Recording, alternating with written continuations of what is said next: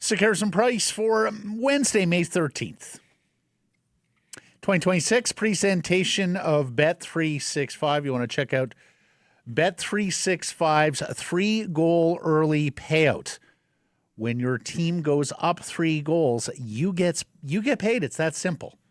You want to download the app today, and of course, must be 19 plus to play. Please play responsibly. Matt Sekeres virtually alongside Blake Price, who remains in the Twin Cities, Minneapolis, in advance of his MLS duties here tonight. Mm-hmm. The 4-time Juno Award winner, the world log rolling champion, the 2-time provincial basketball champion, Mike Rogerson, hitting switches and conducting things, with intern Elijah Ford. Like, just so you know, I don't know, there could be trouble in the hen house. Mike likes to produce from the booth. Elijah likes to watch the show from our couch over here. Yeah.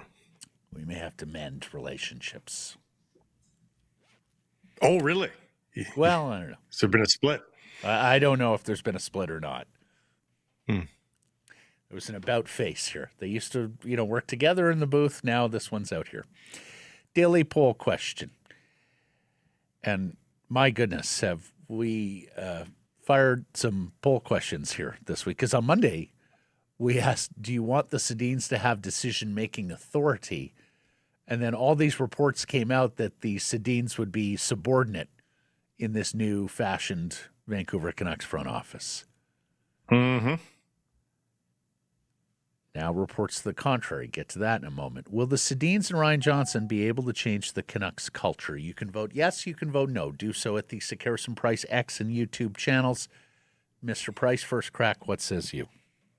I'm less worried about this than you are, I think. I think they absolutely can. If you listen to the comments of those that have played in Abbotsford and have had the most contact with Ryan Johnson, they say that this guy feels like a boss. This guy brings culture with him. He couldn't affect the Vancouver Canucks culture. Wasn't there. He was not going to be the one that takes the blame for what has happened here in the last few years. And by all those same arguments, the Sedin twins as well, on the ice for the most part, they were development coaches. That was their only duty, talking with the younger players, trying to get them on the right track. And to a man, everybody who's come in contact with the Sedin twins post-playing days has said that these guys are a big support to them and are a big reason why they've turned into the pros that they have. So I think that they are far removed. They are a satellite office. They do not get painted with the same brush for me that the big club did. And I think they can absolutely be the difference that they need to go forward. I don't dispute that Ryan Johnson was a boss. I don't dispute that Ryan Johnson commanded AHL Abbotsford. I do wonder, though, how Ryan Johnson will fare when he's in the room with Francesco, who's pressuring him to do something. I have 3 significant concerns with the Sedins and Ryan Johnson as the new Canucks front office. I voted no on the poll question. It was an easy no for me. It was an easy no because the owner is still here and has hired longstanding employees and loyalists. It is one thing to be a boss at the AHL level. It's another to stand up to the owner of the franchise. So will these 3 guys, Henrik and Danny too, have the wherewithal to stand up to Francesco and keep him out of hockey operations? My reflexive evaluation of that is no. Because he's been their boss. In the case of Ryan Johnson, he's been his boss for 14 years. In the case of the Sedins, he's been their boss for 20. That's one of the things I liked about a first-time new GM, that he was going to come in here and be like, okay, well, you've run things a certain way for a lot of years. It's got to change, and I've got to be the catalyst of that change. You think 46-year-old Evan Gold is coming into this job and he's telling Francesco Aquilini what's up? You think that's happening? No, but I think it is more difficult for a Francesco Aquilini to influence and pressure someone that he doesn't have a long-standing relationship with. And I think somebody who has not been a party to the way this organization works, that would be foreign to them. And they would be reflexively resisting that. Because Francesco ran roughshod over Linden and Benning. He ran roughshod over Rutherford and Alvin. Jim Rutherford, 70-something years old when he took the job. Hockey Hall of Famer with 3 Stanley Cup rings. So it may well be that nobody would be able to resist this. That would be the more likely scenario. Gillis was the most successful for the longest period of time, but even within the Gillis organization, there were moments where we know he likes star way. Power, though, Matt. We know he likes star power. Well, but he likes star power. You don't boss around the stars. Well, except he did with Linden. Linden just said, I'm not going to listen to this. I'm leaving. The bossing didn't really start until that happened. No. And then Trevor Linden refused to use the word rebuild for years because he knew that was getting on the wrong side of Francesco. Then when the Twins retired, Trevor thought he had his window, his laneway to say, okay, Francesco, we got no choice here. We got to rebuild. Yeah, right. And even after presenting that plan, Francesco was like, nope, it's not the way I look at it.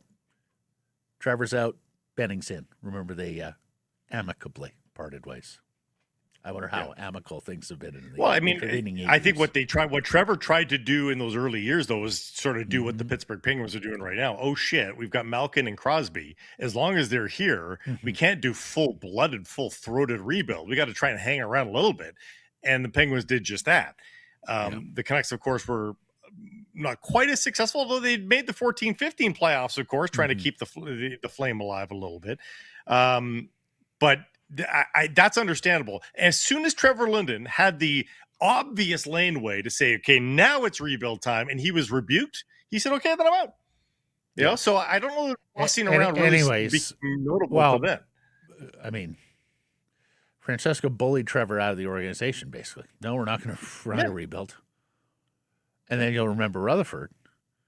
He was in year 2 here, and he was talking about rebuild's over, we're good, blah, blah, blah. He was talking about it weeks before they actually started a rebuild. Yeah. You think Jim Rutherford on his own volition looked at the organization and said, oh, yeah, we don't need a rebuild here. We're going to be great. No, they knew. But they also knew the marching orders. So there's that. 3 longstanding employees of Aquilini who have called him boss for a decade plus, in one case, in the case of the Twins, 2 decades plus. They're going to stand up to him and say, no, Francesco, we've got to make this trade. I understand you like Brock, or I understand you like whomever, Elias, but we have, and I understand that, we want to be as competitive as possible so that we're not playing before thousands of empty seats, but this is a trade we have to make for the best long-term condition of the franchise. Do you know why I think it'll say as of right now, I am very doubtful that Ryan Johnson and the Sedin twins will be able to stand up and make those sorts of moves with Aquilini. Do you know why I think unequivocally the Twins can say that to them, Matt? Because, Matt, I don't think the Twins care. I don't think the Twins care if they get tossed 3 years from now. They don't want to be GMs anywhere else in this league. They're not aspirational to be the best general managers in, neither did the Trevor. National Hockey League. Neither did Trevor. And I learned my lesson with Trevor. I thought Trevor was too popular on the streets of British Columbia that Aquilini would be able to influence him and get his way, because Trevor had the wherewithal to say, well, no, Frank, I'm not doing that because I don't need to, I don't need this job. Well, there was influence. There was clearly. But the point is, Matt, you're proving your own point here, or my own point, that there's not going to be anybody that makes Francesco Aquilini do anything. They're going to tell him we think well it's the best idea. That could well be the case, Blake. Gillis had his successes in the early years. Yeah, because they were ramping up, right? The only reason why Mike Gillis should be ramping was able up to again have some peace and quiet in his office was that they were progressively making steps, getting better and better, and it was obvious that everything that they were doing was in the right direction. As soon as there was any sort of instability or any question marks, that's when the phone started ringing. Yep. And right now, there's going to be a lot of question marks. But to play out your scenario, Blake, so if he's too into the Sedin's business and the Sedin's quit, the Sedin's just say, well, we tried it. It wasn't for us. If that's Evan Gold and he leaves quickly, then the Emperor has no clothes, right? Like, then everybody knows the score. He's the problem. Oh, we're going to know the score anyway. Come on. If the Sedin twins, the most patient, pragmatic people you can think of in this organization, if they dust their hands off in 3 years' time, we're going to know why. Like, it's going to be I just hope they last 3 years. I hope they last 3 years. But for anyone who is hoping for a structure with a team president or presidents to buffer and keep the owner at bay while the GM does the day-to-day work, I'm highly skeptical. Secondly, the Sedins and Ryan Johnson have only worked for a bad Canucks organization, a front office that has been dysfunctional, has had terrible processes, and at the very best you can say about them is they've been unsuccessful. Now, I really hope, because I think all three men are intelligent, I really hope that all three of them have been sitting there taking notes, keeping a book on all the things the Canucks have fucked up over the last 14 to 20 years and been plotting for the day when they get their opportunity to say, I do this differently, we're not doing this anymore, I can't believe we did that, and find a new way. I really hope that's the case. I think all three men are intelligent enough to understand everything that has gone wrong with this organization and what needs to change. But unfortunately, none of them have had exposure to best practices around the National Hockey League. Evan Gold had exposure to two different organizations, both of whom have actually been successful retoolers at one point, or better retoolers than others. You remember when Gillis came in with the background of a player agent, having never worked in an NHL front office, nor managed a particularly large staff of people. I mean, he was a boutique small agency. And people asked him about his qualifications. And one of the things that Mike said, and something that has been parroted in the 18 years since, is that a National Hockey League player agent has exposure to now all 32 different franchises. They see all the best practices across the league. They see all the worst practices across the league. And Gillis cited things like even the way some franchises treat wives and families, what they do for them when they come to the game, and what others don't do for them during the game. It was a brilliant answer. And it's absolutely true that when you have a breadth of exposure to most of the NHL, or as many NHL franchises as you can, you're going to pick things up on all of those teams. Unfortunately, that is not the case with Hank, Danny, or Ryan right now. I guess Ryan had some as a player because he moved around a few organizations then. But again, that one's surmountable for me, but I sure hope none of them are going in there with the idea of, oh, Jim and Patrick did this, and oh, Jim and Trevor did this, and are just going to follow these roadmaps and continue on with the way the Canucks have been doing business. Because it's been unsuccessful, it's been terrible. If we're talking about osmosis here, Matt, I mean, the Twins were... we're talking about more than osmosis. We're talking about observation and learning. Like, But Ryan again, Johnson is what their going to duties have were. to unlearn the things that he has been exposed to and relearn new ways, Blake. That's what I'm worried about. That is a very difficult thing to do. I think you're infuse overstating into a their human being. exposure to those processes, Matt. These were not guys that were involved. The amount of times the Sedin twins were inside Rogers Arena this year, you can count on one hand. They were not around. You don't know that. Are they part of email? Blake, Well, what do you mean? know People that were our daily reporter. Ask Jeff Patterson how many times he saw the twins at the rink. Well, and guess what? No, but Blake, it doesn't mean those are the only times the Sedins were at Rogers Arena when the media was there. That's completely possible, but I'm sorry, but the notion of they're not physically in the building as much to be exposed. Come on, they're working for this organization. They're talking to people in this organization on a daily basis. Matt, I'm just going by job description. It's literally not in their job description to be around these processes, and they literally work with colleagues at Canucks Sports and Entertainment each and every day. They do? How? In what sense?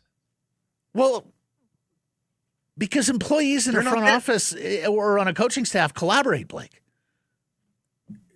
They are developmental coaches. They're not actual coaches. They're not teaching systems. Right. And so they work with the players. They get off the ice. Now they're talking to Manny, or they're talking to Adam Foote, or they're talking to whomever's running the forwards with the Canucks or the power play or what have you. Yeah, or they're making a way around Rogers Arena, and they're talking with people in the player development side of things. They're talking to the coach that is now the belle of the ball to be the next National Hockey League coach in Toronto or Vancouver. One of the processes that Ryan Johnson was involved with was bringing in Manny Malhotra. That was his gig. He brought that in. He won an AHL championship last year. The processes that we should be looking at is not what the prior regime did, it's what these guys did. And what they did was graduate a half a dozen players from a championship team at the AHL level, which was their job description. Yep. They graduated a half dozen players up to the NHL this year. So if you're looking for reasons to be optimistic, how about the fact these guys did their job while their National Hockey League colleagues did not? Abbotsford last year was the single best thing that has happened in Canucks sports and entertainment world in a long time. And yes, Ryan Johnson and the Sedin says developmental coaches and Manny Malhotra deserve a lot of credit. No doubt. That's the HL. It's one thing. This is the NHL. It's a different thing. But you can say that how about much exposure, every other guy that was mentioned. Well, but how much is Francesco involved in AHL personnel meetings, discussions, decisions? That's probably not. That's what I'm saying. No. But now you come up to the NHL level, and he's sitting in the room at trade deadline, right? He's sitting in the room on July 1st. But I don't know why that argument goes out the window for Evan Gold, who was in charge of the AHL Bruins. I don't know why that argument goes away for the other GM candidates. There were AHL GMs too. Like they're in the same boat. They've never been in the big chair. They've never talked to Francesco Aquilini. That is fair. Same boat. That is fair. But the point being, the Sedins and Ryan Johnson have only ever worked for the Vancouver Canucks in the front office, and it has been a putrid front office. That point stands. There's no getting around that. And they could be like, phew, I'm glad they're gone. Sure hope so. Sure hope so. Because there's not much worth retaining here. Lastly, my third concern here. Can they weed out problem employees if they have long-standing personal relationships with them? And we all know that Hank, Danny, and Ryan are infinitely nice guys. So can they be ruthless here and make the personnel changes within the front office that they need to make, aside from even the player changes? Like you're just talking about staff, like everyday staff? Yes. Like, for example, Blake, I think it's fair to say the Vancouver Canucks have been behind the NHL 8-ball when it's come to the medical treatment, rehabilitation of players for the last number of years. In part because they don't have a practice facility and dedicated space for a lot of this rehab work to go on. But go back to the Tanner Pearson injury, the hand injury, right? Didn't seem like that big an injury. Then was career-threatening. You remember Hughes in the dressing room that one day? Wasn't right, I believe was the quote. What happened to Tanner wasn't right.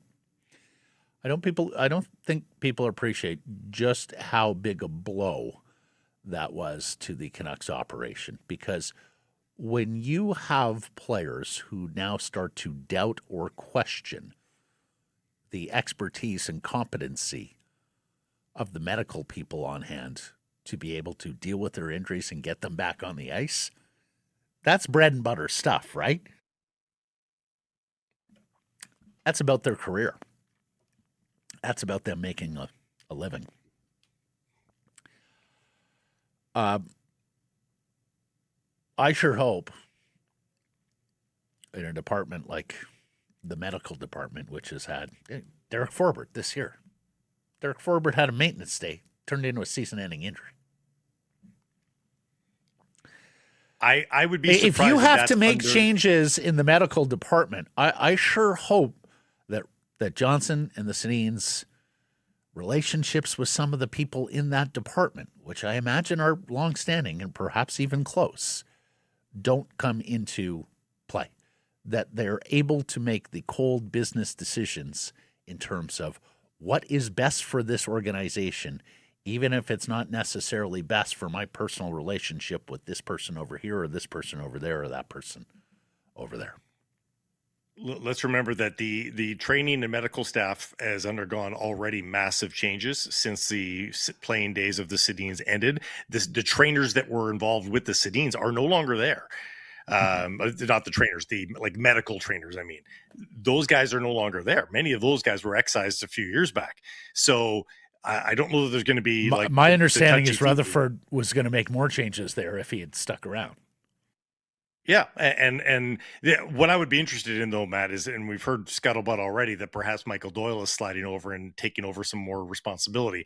I wonder if the Sedins are going to be told hockey, hockey, hockey. Peripheral stuff, and I think medical would come under this, we'll give to a guy like Michael Doyle or one of the C-suite guys, that you won't have to deal with that sort of stuff. They're running hockey. You just concentrate on hockey ops. No, but that is hockey ops. That's right on the edge. That's right on the boundary. No, it's not. No, it's not. It's not close to the edge. It's hockey ops. It's getting your players back on the ice. It's keeping them as healthy as possible. It's the nutrition side. It's the sports science side. It's all hockey ops. So anyways, they're really nice, good people. They are people of high intelligence and character and integrity. And I sure hope they bring all of that to the table alongside something we have not seen out of them, and that is the ruthlessness to understand the challenge afoot and the fact that there has to be a bunch of internal changes here. That it can't just be these three guys as new figureheads and everybody else keeps their job, because the Vancouver Canucks have not been successful enough as an organization for a long enough period of time to be able to justify that and think things are going to improve. Let's not conflate nice and flimsy. Okay, just because they're nice does not mean that they're flimsy. I'm trying not to, Blake. You don't get to Game 7 of the Stanley Cup Final by being flimsy. We've had chats with them where they have shocked us with some hockey opinions that they've had, and that doesn't come from being wallflowers with no opinions. One conversation stands out. I'm not going to name the player because I'm not going to do that to them. But they walked into our studio. We were talking hockey, and then one of them, on their own volition, just came out blasting at a fellow Swedish NHLer. Not a player on the roster, folks. A player not a Canucks player, but a player in the NHL, Swedish, very good player. And it was clear that Hank and Danny were not fans in the least. Blake and I were gobsmacked. Our jaws were on the floor with what they were saying about their one of their countrymen. You don't share that unless you have a spine. You don't share those absolutely, sorts of opinions unless you've got a spine. I do not for a second discount that Hank and Danny and Ryan have strong hockey opinions.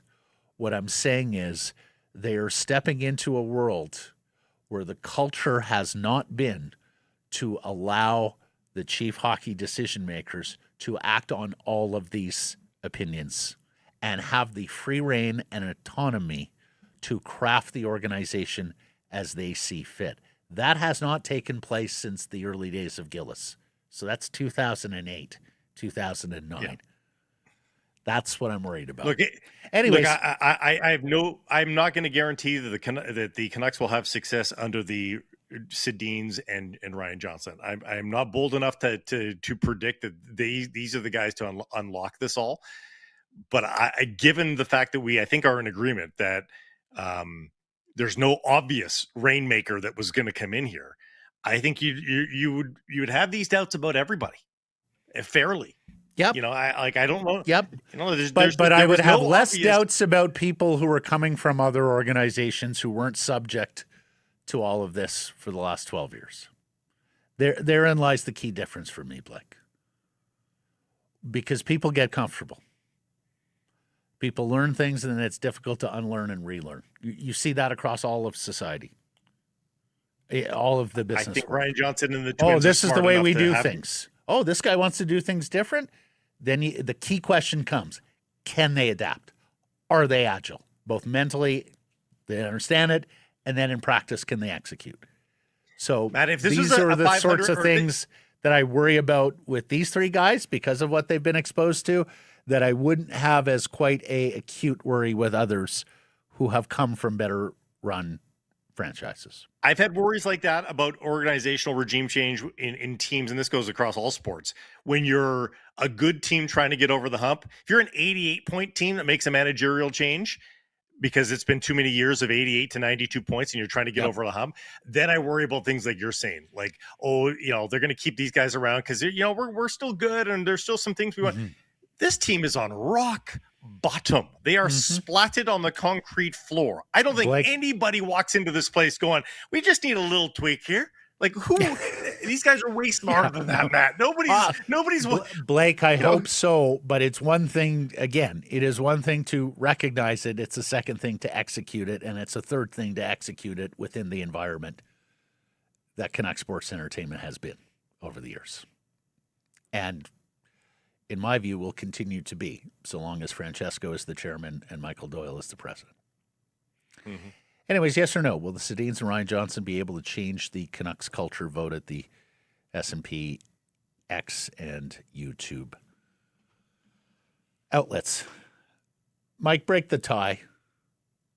And Mike is a tried and true lifelong Canucks fan, so he often approaches this from a different prism than Blake and I. Are you yes or you no on this? Hockey Mike loves it. Big exhale. Fan Mike loves it. These are my favorite guys of all time. I am worried about what you're worried about. Yeah. And I'm worried that nothing's actually changed. All these guys were already here. So it has to be, if the problem wasn't Rutherford, they haven't fixed anything. Good call. Well said. The other thing, and I worried about this with Trevor, and for the most part, I'm also worried about Henrik and Daniel Sedin being diminished as franchise icons because of this. Like, for me, Henrik and Daniel Sedin damn near walk on water. There has been very few, if any, flies on them over a 27-year association with this franchise. They are stepping into a farmer's field here, and in that field there are cow patties. I just really hope Henrik and Daniel emerge from this. Well, first of all, I hope they're successful because I think it would be an extraordinary story. And frankly, something that the great hockey fans of this province deserve.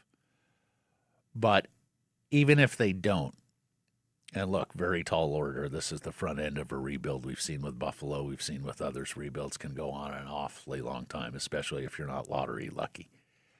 But I hope that when this chapter is over, we don't talk about Henrik and Daniel and have to reference some of the things that we now reference with Trevor because of his association with Jim Benning and the way things went during his time as president. We differ on that. I don't think Trevor's covered in stink. I think he hosed off his cow patty covered shoes, and I don't know. I think I would agree that based on the fact that he left before Benning, but also like those were some really terrible teams, and Jim Benning was a really terrible hire, and Trevor does have to wear that.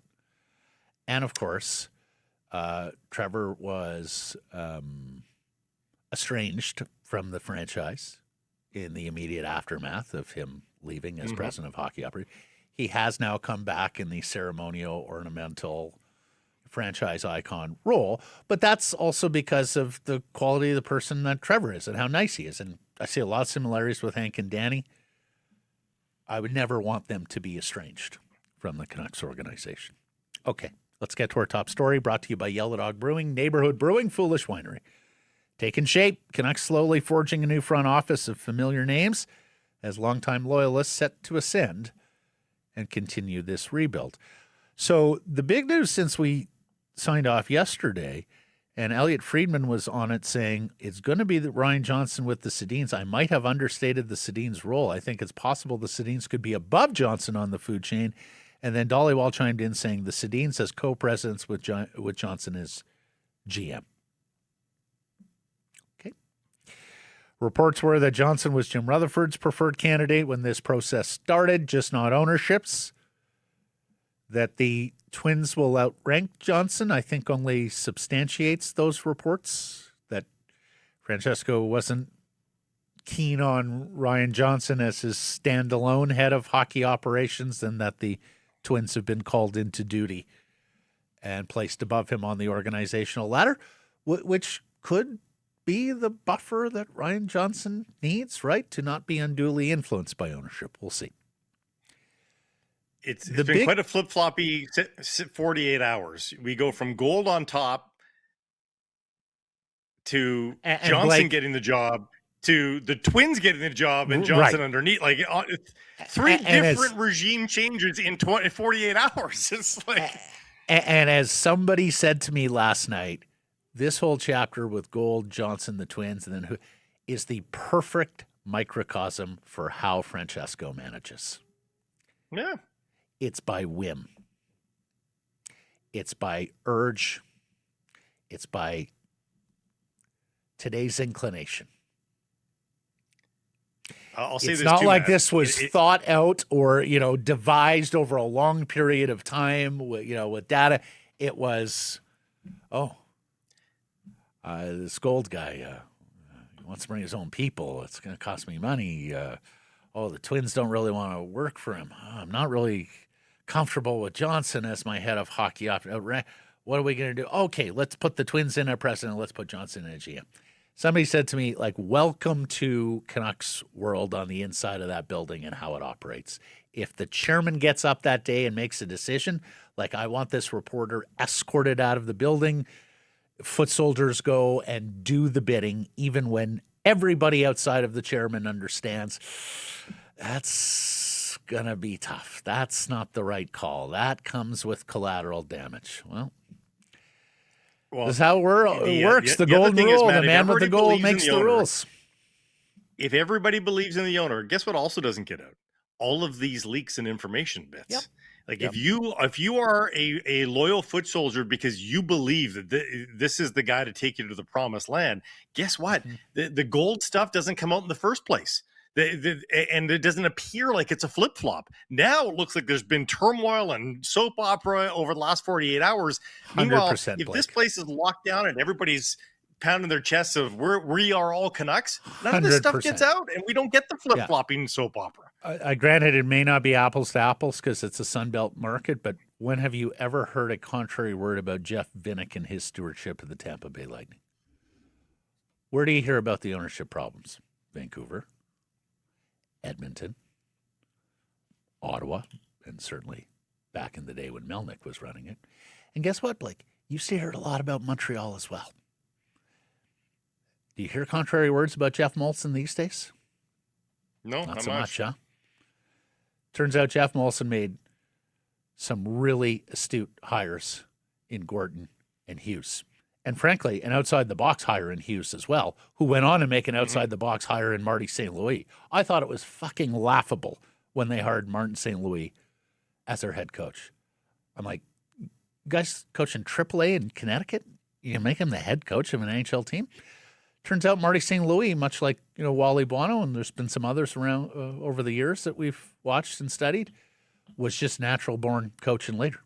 That was the right call. John Cooper. Yeah. There's another, pretty ascendant. At least Cooper served somewhat of an apprenticeship through the USHL and AHL. But yeah, no, that's quite right. Like, I hope that day dawns on Francesco one day. He goes, boy, if I just hire good people, shut up and stay out of the way, some of the crap I get from this market, some of the dragging of my family name through the mud will stop. Because it wasn't there in the early days of Gillis. In fact, people like me and my colleagues at the Globe and Mail report on business were like, we've got to do a story about what a great job this Aquilini family has done managing this team. They're the best team in the NHL. They have the best road record in the NHL from one of the furthest outposts. How did they do it? They hired a sleep doctor? Oh, wow. What an unbelievable job of running a business. It was there. Still could be. I sure hope. The big mystery surrounds Evan Gold, the Boston AGM who got deep into this process. And I know what Irf said yesterday, reporting he may not have been offered the job. Fair enough. I believe that 100%. But it's also clear they were well down the road of what a Evan Gold front office would look like. And we'll have more on that in today's show with Jimmy Murphy out of Boston, RG Media, and the Sick podcast, who has covered the Bruins for a long time and has done a lot of reporting on the Bruins front office. So more on that. Here's the thing. The Sedins had leverage here. If Francesco and Doyle were going to push them to finally move up to the front office and into managerial roles, and frankly be the latest franchise icons to shield ownership after Smeal and Linden, you can understand if they put foot down and said, well, if that's the case, we want to work with our ex-teammate and colleague Ryan Johnson, not this new guy. I can absolutely see that as being part of the equation. And of course, Gold would have wanted to reshape the front office with his own people. People he believes in, trusts, have loyalty to him. I think he's also sharp enough to understand a lot of things had to change with the Canucks.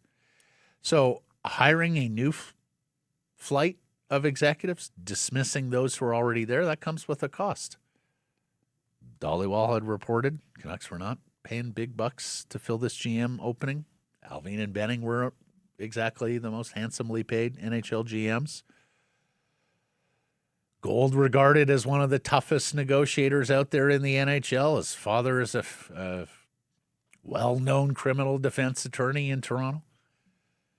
So did Aquilini and Doyle just balk at his terms? Like, well, I want to do this. This is non-negotiable for me. And in terms of bringing my own team in, and this is non-negotiable about changing these folks. And here's what I want to get paid. And here's what I want my deputies to get paid. And Francesco's just seeing the calculator go up and up and up and go, you know what? There's a more cost-effective way of doing this. Now, Johnson won a Calder Cup as a GM of the Abbotsford Canucks. It's a very impressive list of Calder Cup winning GMs who moved up to NHL GM chairs. It includes Jim Nill in Dallas. And I know the Stars haven't won a cup, but year to year, one of the best operated organizations out there. Bill Zito, who, of course, has won cups in Florida. Julian Breezebaugh, who's, of course, won cups in Tampa. And Kyle Dubas. Again, not a cup winner, but 10 straight years in the playoffs with the Leafs and got the Penguins to the playoffs this year somehow, some way, with some astute moves. What will they do with the AGMs? That becomes one of the questions now. Johnson moving up, so I suspect somebody has to replace him to run Abbey, right? I'm not going to ask him to keep doing that. What becomes of Cami Granato? Emily Castengay reports are at least one AGM is out. So that's 2 new AGMs coming, Blake? Is that about right? Yeah, that's probably true. And so there's already been money spent. The only problem I see with the theory that there's economics involved in these decisions is this one.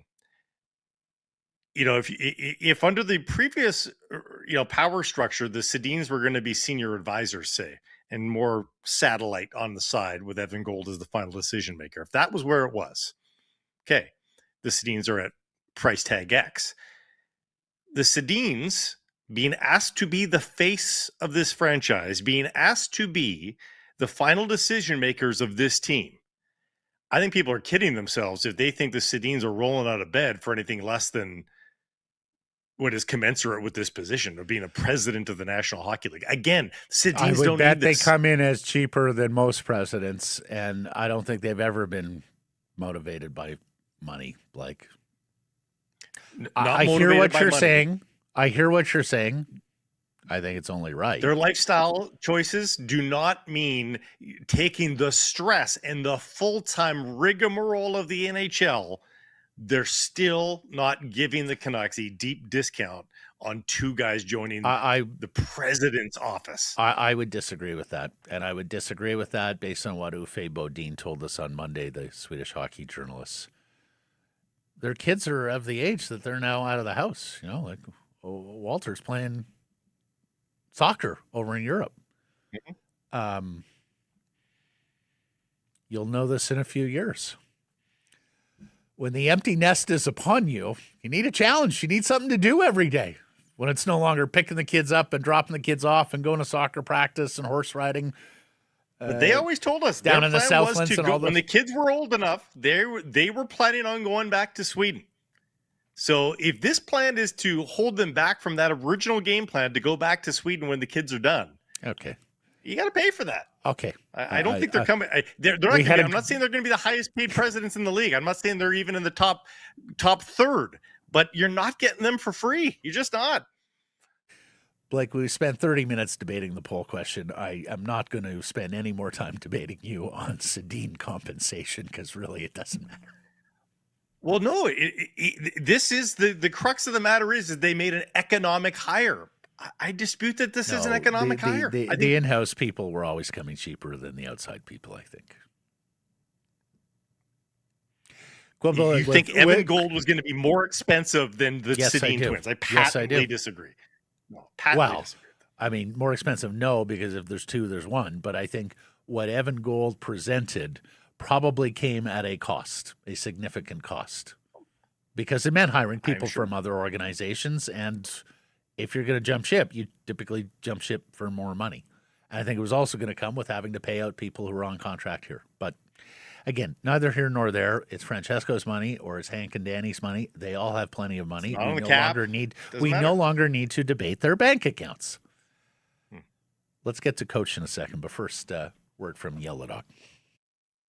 Yellow Dog has beer on sale in the month of May, and with the month that we've had, with all that sunshine, you want to quench your thirst. So go get cheap beer. Like, how about the Yellow Dog Chase My Tail Pale Ale, tall can 4-packs on special for the month of May. Look for it on sale at private and government liquor stores. Mike, let's bring up this super chat from Kyle. And those of you on YouTube, the super chat button is always available to you. Hit it, make your donation, half proceeds to the BC Mental Health Foundation. And we promise to get it on the program. Kyle says, what's the consensus on Foot? Are we going to get rid of him? Still super concerned about that. Well, glad you asked, Kyle. We were about to get into this. One of the first orders of business for this new front office is a decision on Adam Foot's future and whether to elevate Manny Malhotra to the NHL bench. Manny is under contract for 1 more year. Johnson and the Twins both played with Manny. They know the quality of person he is. They know how intelligent he is. They know that he is a natural leader of men. And Johnson, of course, won a championship with him. This should be a tap-in, right? Like, we saw what Adam Foote was and what Adam Foote wasn't. And I think it's pretty clear that Adam Foote is not an NHL head coach. Did a pretty good job running the defense, or at least the penalty kill in the final year of Rick Tocchet. I will give him that. But in terms of being the orchestrator and the big thinker as the NHL head coach, he ain't it. So, should be a no-brainer. But Leafs fire Craig Berube today.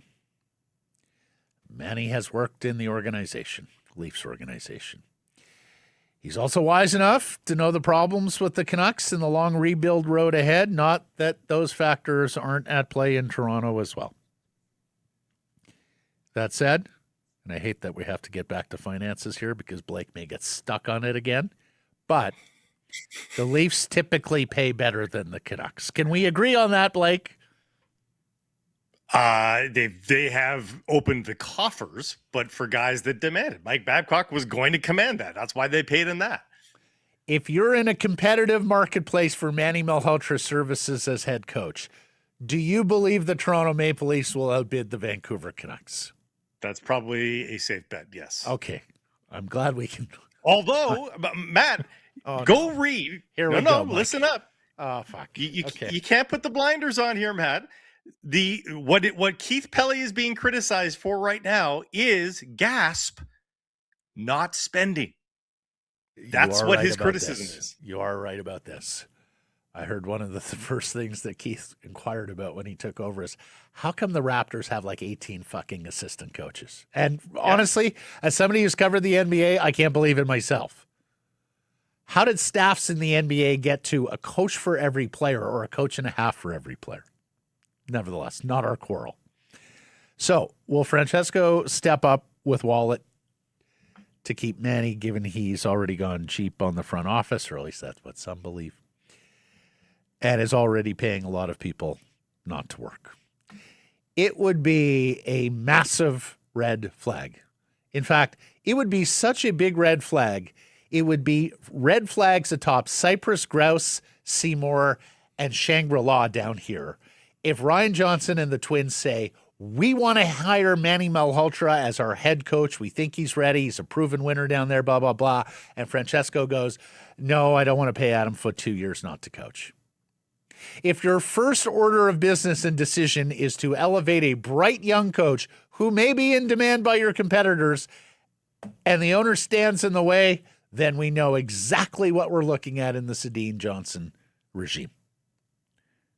I would isn't it sure hope that you have to, isn't it customary you have to ask permission?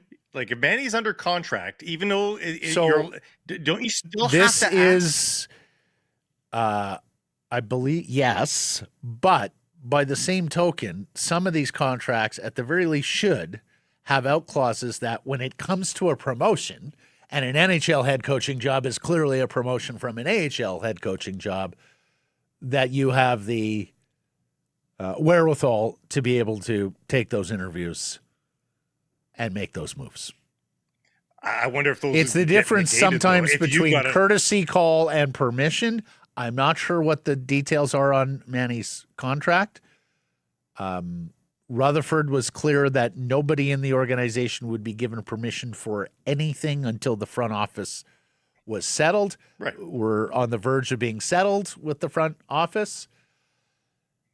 All I know is Elliot Friedman saying, I do think a guy like Manny Malhotra, and it also depends on what Vancouver does here, but I think Malhotra could be very prominent in this search when talking about the Leafs. What detail I'd love to know, though, is if you've offered Manny Malhotra the promotion to come up to the coach, can he end around you? Oh, I don't think get so. a head coaching yeah, job I would be very surprised if that's the case. I would be very surprised if you're willing to promote him within his own or within your own organization, and he is under contract for him. Then I would be surprised. I do believe the Canucks will get the first kick at this can, and I sure hope he gets the job because I think he'd be a real asset. Like, do you agree? Like he's going. He's no like brainer. It's got to be 98% certain at this point, doesn't it? Tap in. Well, except for Foote's got 2 more years on his deal.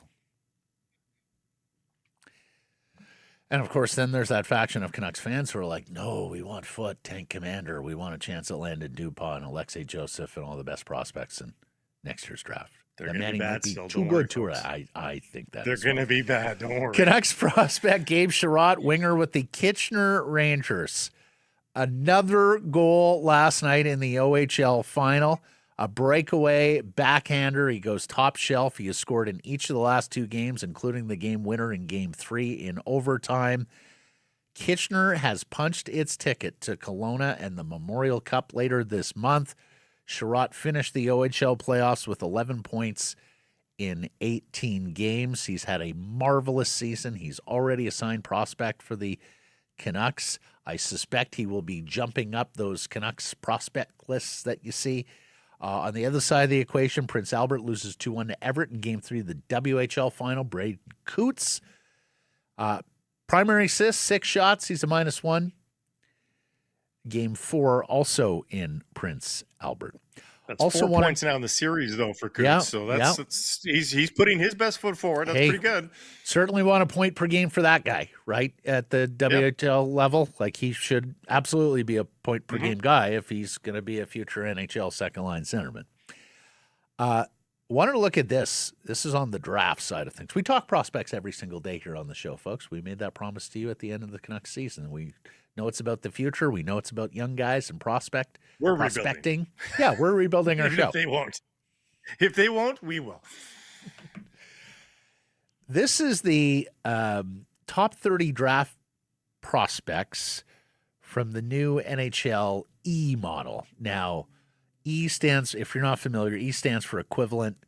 This is designed to estimate the scoring production in the NHL based on performances in other leagues like junior hockey, like European hockey, like NCAA hockey. So there you have it. Ivar Stenberg. What did Ufe say? Ivar Stenberg. Yeah. Number 1 ahead of Gavin McKenna. Chase Reed, number 3. Carson Carroll's Prince George, shout out. Next up, Albert Smits, the big Latvian, next on the list. Interesting that Caleb Malhotra is, well, it says 9th, but Stenberg is 0, so I guess that makes him 10th. Yeah. Behind Nikita Klepov, the OHL winger, and Viggo Bjork, the other top prospect Swedish forward this year. Age? Like, he's the I don't know. Maybe I don't know. I certainly don't know the formula here, but I just thought that interesting on 2 fronts that Stenberg would be ranked ahead of McKenna, and also if they're rolling totals, it might punish him for the average season of the BCHL last year. But if there's some could well roll, so. Yeah, international hockey. Sidney Crosby has been added to the Canadian team at the World Hockey Championships. I heard Nick Kyprios in his show yesterday joking, Sidney either needs to start a family or get a hobby. Like, what's going on here, Sid? It's totally true. Sid, pick up golf or something.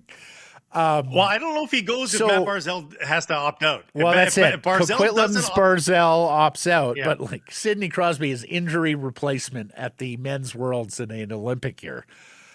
Still, so here's the other thing, and Mike and I were kicking this around. I am almost positive that Macklin Celebrini will say, guys, I can't be captain of a team with Sidney Crosby. I am also positive that Sidney Crosby will say, no. Macklin's the captain. I'm joining late. It's Macklin Celebrini's team.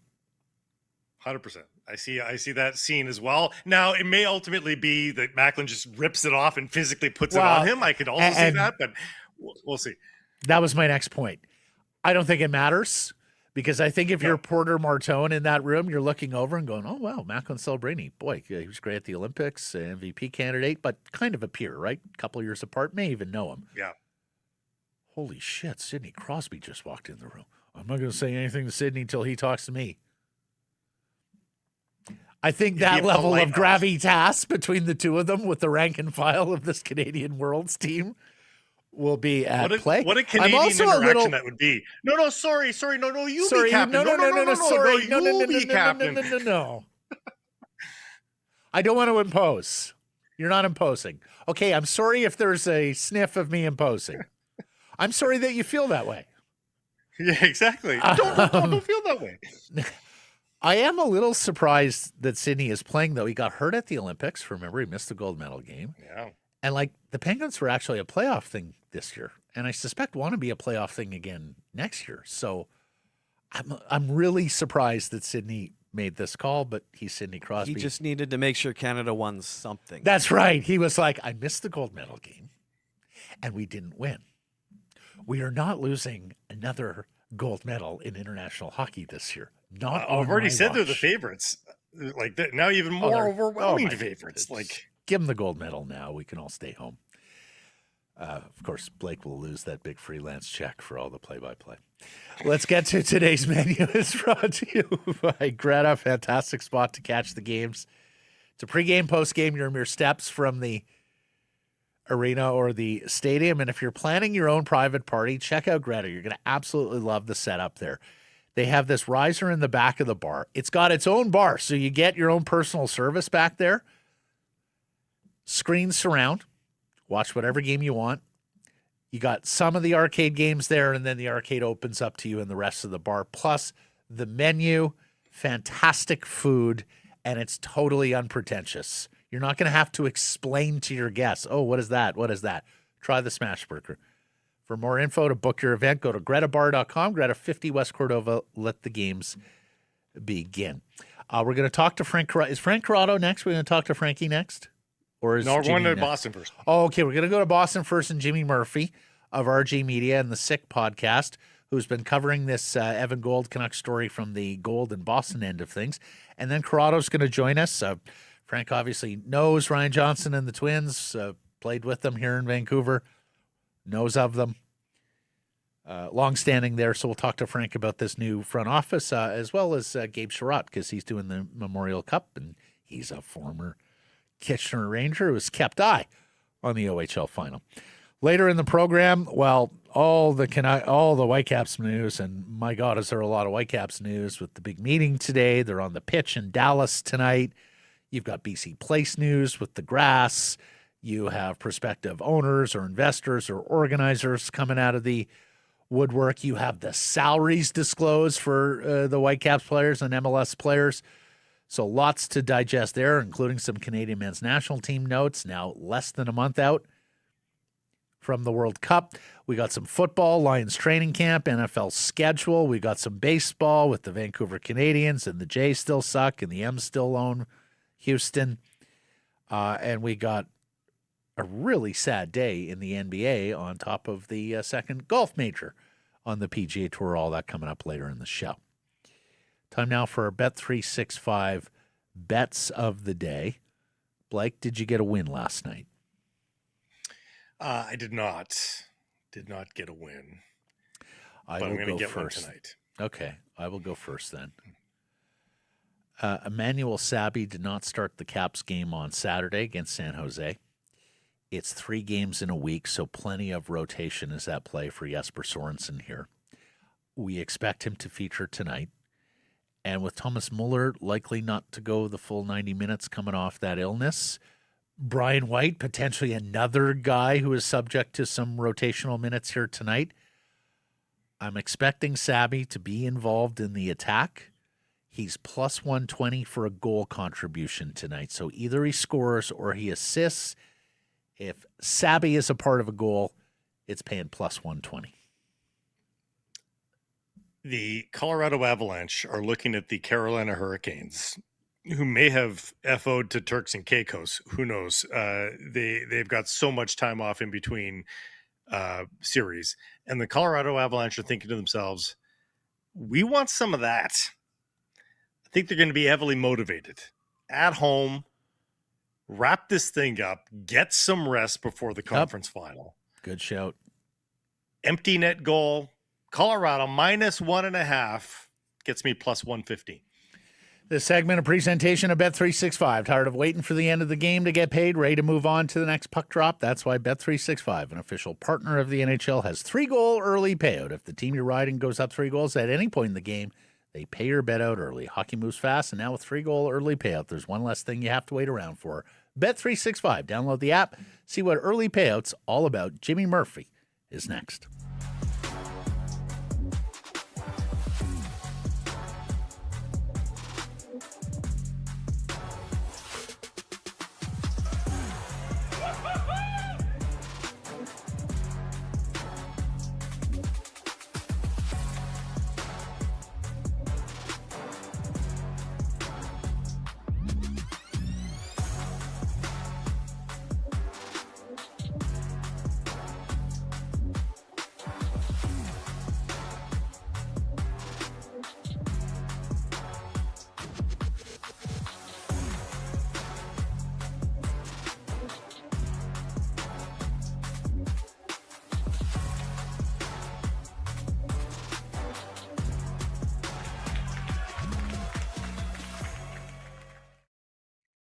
So Carson Price from the historic Wall Center. We're joined now by Jimmy Murphy out of Boston. He's been covering the Bruins since Matt Damon was eating apples. And so he's got a pretty good sense of what happened on the Evan Gold side of this Vancouver Canucks GM search, and he joins us from his home in New England. How you doing, Jimmy? I'm doing great. You guys? Good. Whirlwind, head of spinning. Confused. Confusion. Not necessarily sure of everything that's happened this week, and hoping you can flesh out some of the details. So just tell me, what to your understanding happened here with the Canucks and Evan Gold? You know, guys, I think there's a lot of narratives going around right now from both sides, from the Canucks side, from the Gold camp, from the Bruins side. And the common theme I get is that they were close to, probably, excuse me, guys, sorry about that, to getting to a point where they would discuss a contract. They were there, they were talking logistics, they were getting down to the nitty gritty. And I had been tipped off by somebody here in Boston saying, yeah, it looks pretty much like 90% he's gone. And he's going to take some guys with him, too. And those guys would have been Jamie Langenbrunner, the other AGM here, and also Jeremy Rogalski, who is the director of analytics. Both guys have been here, give or take since around 2015, maybe a little before there, and been working under Sweeney and Neely. And I think that when Sweeney was extended last year, despite the fact they didn't make the playoffs, and it was a brutal time for the Bruins, and everybody was up in arms for it, but he got extended. And the feeling I've gotten throughout the year was that guys like Gold and Langenbrunner and even Rogalski said, maybe we got to look and explore other opportunities if they arise here, because there may not be a higher ceiling for us here if Sweeney's going to be here for another 2 years. And Cam Neely's not going anywhere. I think he's going to, if and when he leaves, will eventually be on his terms just because of his status here in the community in the Boston Bruins organization. So anyhow, fast forward, Evan went and spoke with the Maple Leafs about their job as well, but didn't get that. I don't think he was as close to getting that as he was here. But again, I was told 48 hours ago, it looks like it's Evan Gold's job. And then, like you guys, I start seeing this stuff surface. Credit to Elliot Friedman and a lot of other reporters out there who said, wait a minute, Ryan Johnson's still in the picture here. And he looks like he has taken over as the front runner. And, as there's stories out there, I know you guys have heard the same thing, that the Sedins may have had a say in this because of their familiarity with Ryan Johnson there and non-familiarity with Evan Gold. I don't know. I don't know that for a fact, but that seems to be a common thread there. And I think the other thing too is, he came in with a big plan of, I already have my staff in place and this is who you have to take on with me. Sometimes that can turn away an ownership group that says, hey, wait a minute, we'll decide that once we hire you, and we'll get to that later, if we hire you rather. And maybe that scared them off a bit. And whether that's financial or just control, I'm not sure. But the one thing I can tell you, based on what I know from Evan Gold, I'm working with the Bruins over the years here and getting to know him, this guy could have been a GM a few years back. I think he's that good. I think he's a bright mind. He's more leaned towards the analytics side. But I think over the years, he's done a good job of trying to combine the eye test and analytics and really put everything into one and learn as much as he can. I know that, people don't realize, I think, that Harry Sinden, I know that's an old name. Some of our younger viewers here might not know who he is, but obviously you guys do, with the Stanley Cup winning coach and also a longtime GM and president of hockey operations. He still has a say despite his age. Like, he's still there as a sounding board for people in the organization. And from what I'm told, he talks to a lot of these guys and he gives them old school point of view, but he leaves it open for interpretation of how they can combine that with the new wave. And I think that's where Evan comes in. And that's why I think he'd be a good GM for a team like Vancouver right now. I think they need a fresh set of eyes, somebody from outside the organization. The whole situation reminds me going back to when Peter Chiarelli came on in Boston. And it was always, recycling Mike O'Connell or Harry Sinden, like we just referenced, and always Bruins guys with Bruins connections. And there was never really that outside point of view.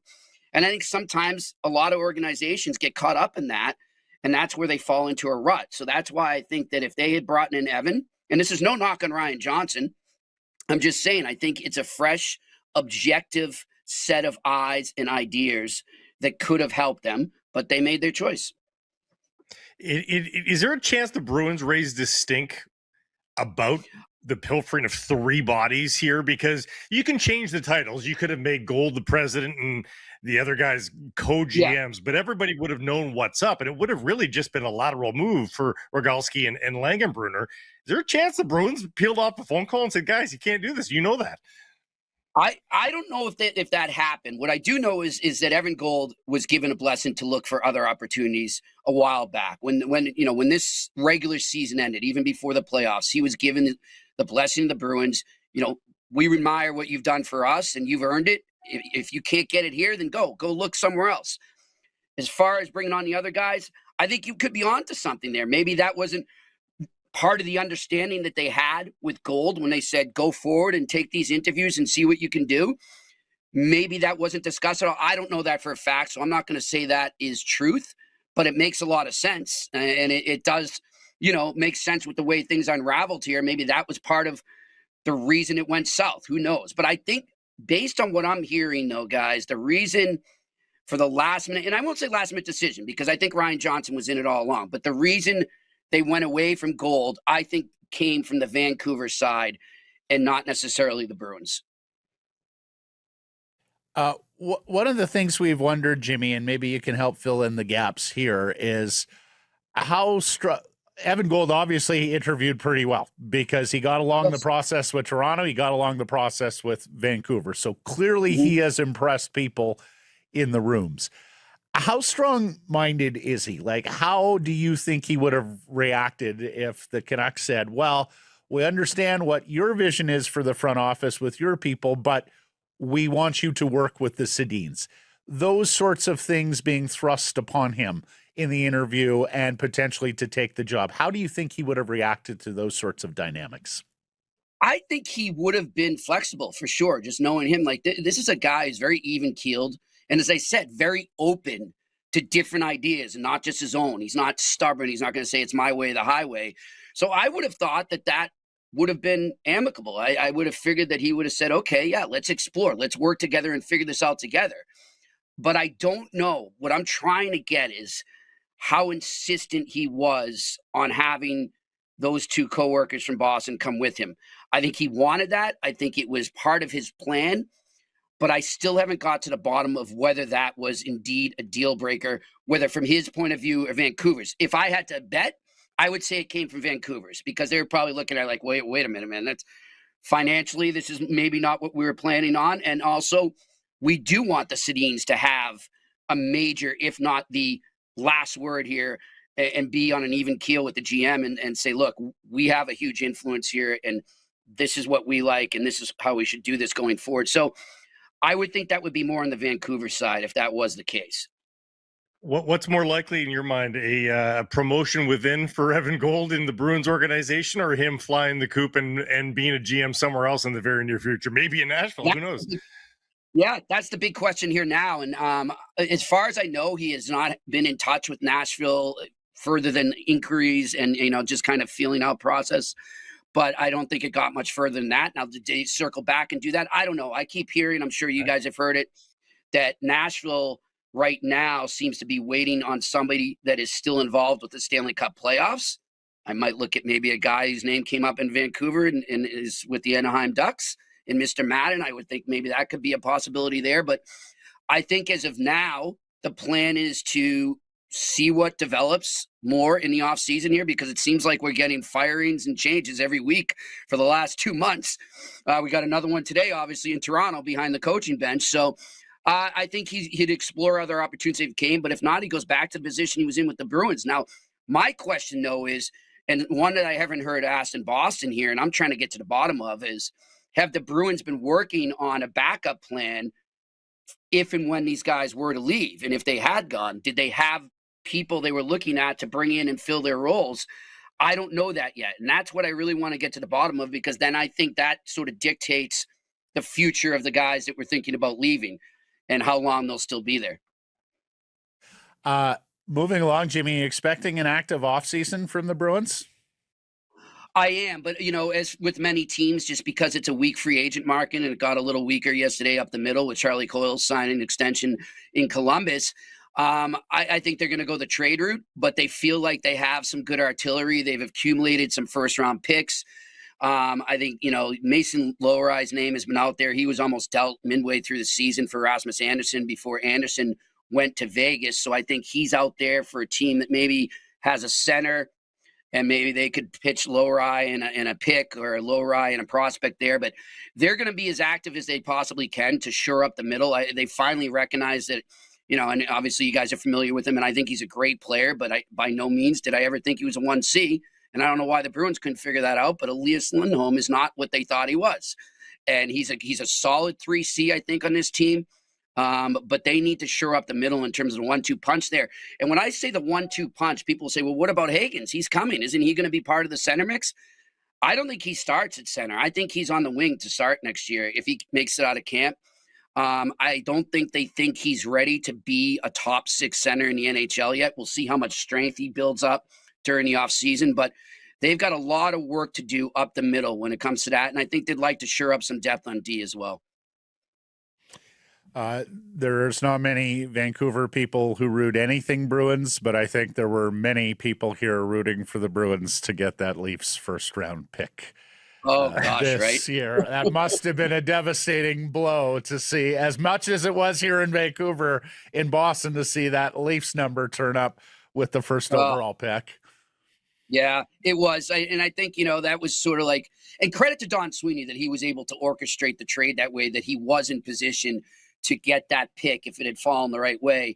And I think, he gets a lot of flack around here. I think he actually did a really good bounce back job over the last calendar year to get the Bruins into a spot where they can make the playoffs. And they've set up a foundation going forward. But I think, I think that pick would have been huge for them, because I think deep down, they know, even though they made the playoffs this year, it's almost like that was fool's gold, and you're not really there yet. And that's going to be the key, I think, with the pressure from the media and the fans here, is for Don Sweeney and Cam Neely and their whole staff to stay realistic as to where they are. Don't think because you had that season you did last year out of nowhere that you're now going to be a regular contender like you were for so long. Stay the course. And whether you want to call it a retool, rebuild, whatever, I don't care what the semantics are you're using, keep building towards the future. Because if they veer away and they get pressured into the win now mode, it's going to backfire big time. Yeah. A little question here, because the Canucks have said that they would be willing to pick up players sort of in their low 20s that maybe have had a small failure to launch. Is Matthew Poitras, do we know what he is yet? Is he just a nice little flash there a couple of years ago, but it will be nothing more? Do you think there's still something there? I think I don't like to, say the potential's gone on any young kid like that. I think the potential's always there for anybody if they can find the right spot and continue to work hard. I do think he needs a change of scenery. I don't see him progressing any further than he is. And when I say any further than he is, I mean out of Providence and back to the NHL. I don't see that happening here. And for that reason, I don't know how much, I think a lot of other people probably don't see that. And, the scouts who are reporting back to their GMs probably look at it and say, this kid isn't exactly what we thought he was. But I do think in the right setting, if you put him on a line that maybe has a little more physical guys around him, so he doesn't have to deal with it and he can just do his thing. He's a finesse player, not so much a physical guy. I think he could succeed as a middle 6 player somewhere. But I do think that he probably won't be in the Bruins mix come this fall. And yeah, I mean, could the Canucks be interested? I'm not sure, but he will be there on the trade market if they want to look into it. Last question, Jimmy. In my 18 years here in Vancouver, I'm not sure there's a player I've enjoyed more in front of cameras and microphones than Nikita Zadorov. How have you enjoyed covering Big Nikita with the Bees? Guys, unfortunately, I wasn't around the team like on a day-to-day basis, game-to-game basis, as I usually am this past season, because I've been doing a lot of stuff, as we discussed off air, with sick media up in Montreal, so back and forth from Boston to Montreal a lot. But when I do deal with him, he's great. And I love guys like, and I hate when we say, oh, I can't believe an athlete said that, because we're always begging that they speak their mind. And then when they speak their mind, if we don't like what their mind's saying, then we knock them. Well, hey, no, they spoke their mind. You don't have to agree with what they said, but give them credit for speaking their mind and being blunt. And you know what? He's pretty articulate too. Like I think he's very well thought out when he answers you, and he doesn't just give you the generic answers. He gives you something that really could make, if you're still writing for a writer there, it makes your story flow so much better than just those generic answers we're so used to. Here.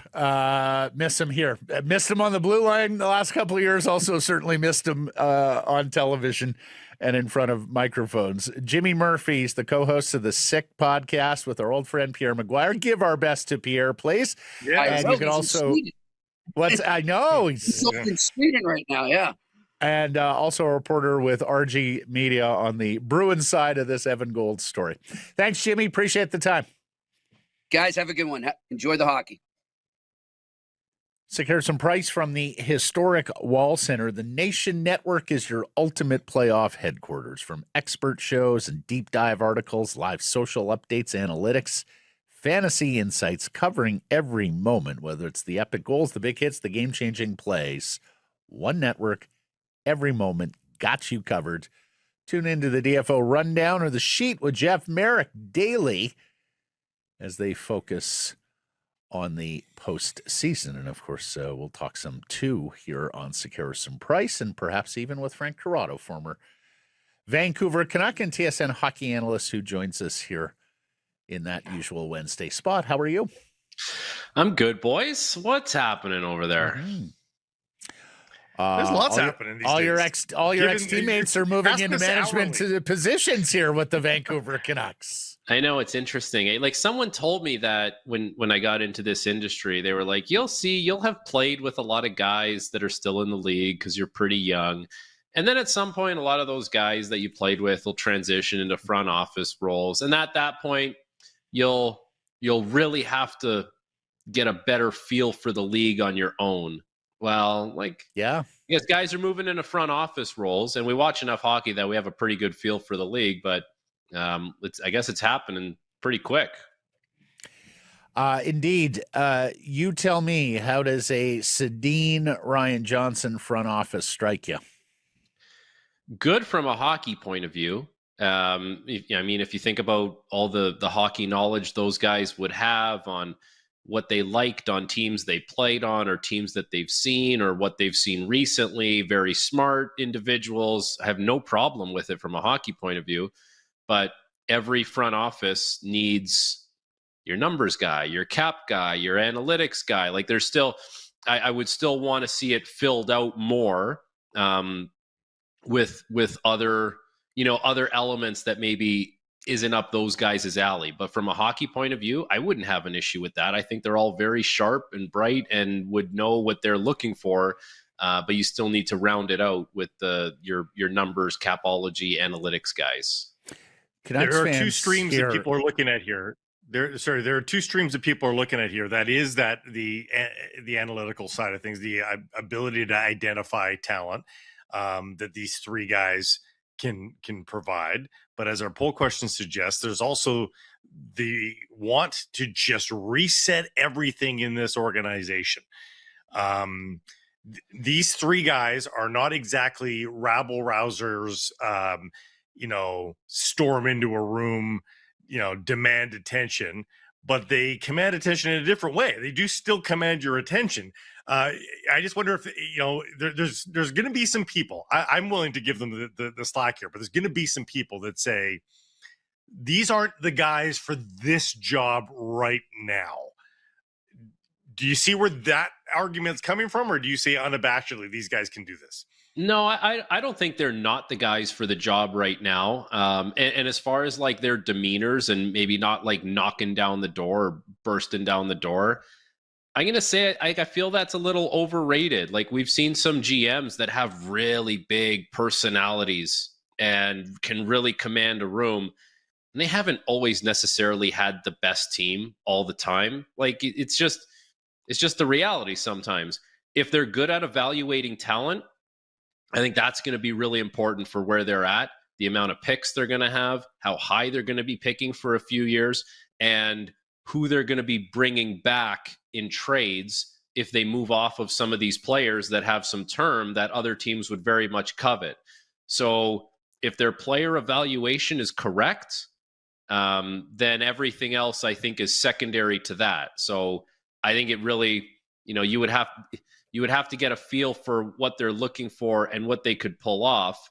And I think for RJ's point of view, we don't always know what the guys that are lower level guys in front offices bring to the table when transactions are made and another GM pulls the trigger. But I think with him, you would look at the Abbotsford Canucks that won a championship and say, okay, who was on that team that was maybe someone who flew under the radar that he brought in? Like, there's a little bit of a track record of player evaluation. I think that's first and foremost for them. I'm worried on three fronts. Number one, Okay. Well, at a macro level, I'm worried on three fronts. Number one, can they hold the owner at bay? These have been three longstanding employees of Francesco Aquilini. Do they have the wherewithal to say, no, boss, we've got this. We're doing the hockey. We don't need intervention or opinion there from on high. Number two, and particularly in the Ryan Johnson case, unfortunately, he got into the organization towards the end of the Gillis era. Virtually everything they have done since then has been dysfunctional, wrong, or at the very best, unsuccessful. So is he keeping a book looking at everything that has gone on in his midst and saying, oh, I would do that differently. Boy, that's not the right way to go about things, and has the wherewithal to implement those changes? And then thirdly, loyalty. There are just a lot of bad professionals employed by the Vancouver Canucks, and I do wonder if Ryan and the Sedins have the wherewithal to move on people who they've had longstanding relationships with. I think they're all highly intelligent men. I think they are all men of character and integrity. What I'm worried about, and what I wonder if they're willing to do, is bring the sort of cultural change that this Canucks organization so desperately They can't fire needs. the guys above them, though, Matt. Those are the biggest issues. No, those people are above them. You gotta manage. No. Only the owner is above them. So Yeah. Yes, you have to deal Michael with Doyle. that. Okay, Michael Doyle. Everybody else, though, is below them, certainly on the hockey side. So, Frank, what do you think? Is an organization desperate for culture change? Do you think three long-standing members of the organization can bring that culture change? Okay, let's start with point number one about dealing with the owner. And as we know, that's gotten a lot of oxygen for a long time now, whether it's Mike Gillis or Benning Linden or Rutherford Alvin. It always creeps up at some point. And I think if you look back over the history, your concern that these three guys might have a hard time with it. Well, everyone's had a hard time with it. Jim Rutherford is like a no-nonsense kind of guy. I mean, I'm sure it's worn on him. Trevor Linden is a legend of the organization. Like, he had to deal with it. Mike Gillis, who's probably the most successful GM the organization has had, especially in recent history, everyone's had to deal with it. I don't think anyone that you could look at or point to who is available externally would have the fire extinguisher to put that out. That's just always going to be there. And you've got to manage up, and you've got to find a way to deal with it. What was point number two, Maddie? All the decision-making and processes over the last 12 to 14 years. I think that's a great one. I think that's a great one, because I would hope that if you were a lower level hockey ops guy, I'm not saying he's like a low on the totem pole, but clearly he wasn't the guy pulling the trigger. God, I would hope that he was keeping a book on everything they did well and everything they didn't do well. And he would have he would have the internal audit done, ready to go. And that should be, in my view, that should be an advantage for him, because he's probably more of a survivor of the last 10 years than anything else. Hey, I'll say my piece, but it's up to you guys to do it. Or you assign me here and I'm a foot soldier there, but I'm keeping tabs on everything. And now I have my own internal audit ready to go. I think he's a smart enough guy that that's exactly the way he was. He was a survivor. He was a foot soldier, and he knows exactly where everything has gone wrong. And what was point number 3? That's a great point on you, Frank, incidentally. Point number 3 is loyalty to existing people there. Yeah, that's a tough one. I think that's a tough one when you've been in the organization as long as you have, and you've forged these relationships, to look at someone across the table and who's been there a long time and say, we're going in another direction, and that means you're not going to be here. I think out of those 3, that might be the toughest one. Let's just going to use an example, not saying it has to be the case, but let's just use amateur scouting as an example. You pull up there and you say, we're going to revamp amateur scouting. You're looking at some people that have been there a long time. Like when you were in the organization, I think that one's the tougher one. And as you know, the Twins are some of the best people you've ever met in the game of hockey. And a lot of what comes with that is being loyal to people, and not backstabbing people, and not, treating people the right way. I think that would be the greater challenge of all 3 of those things.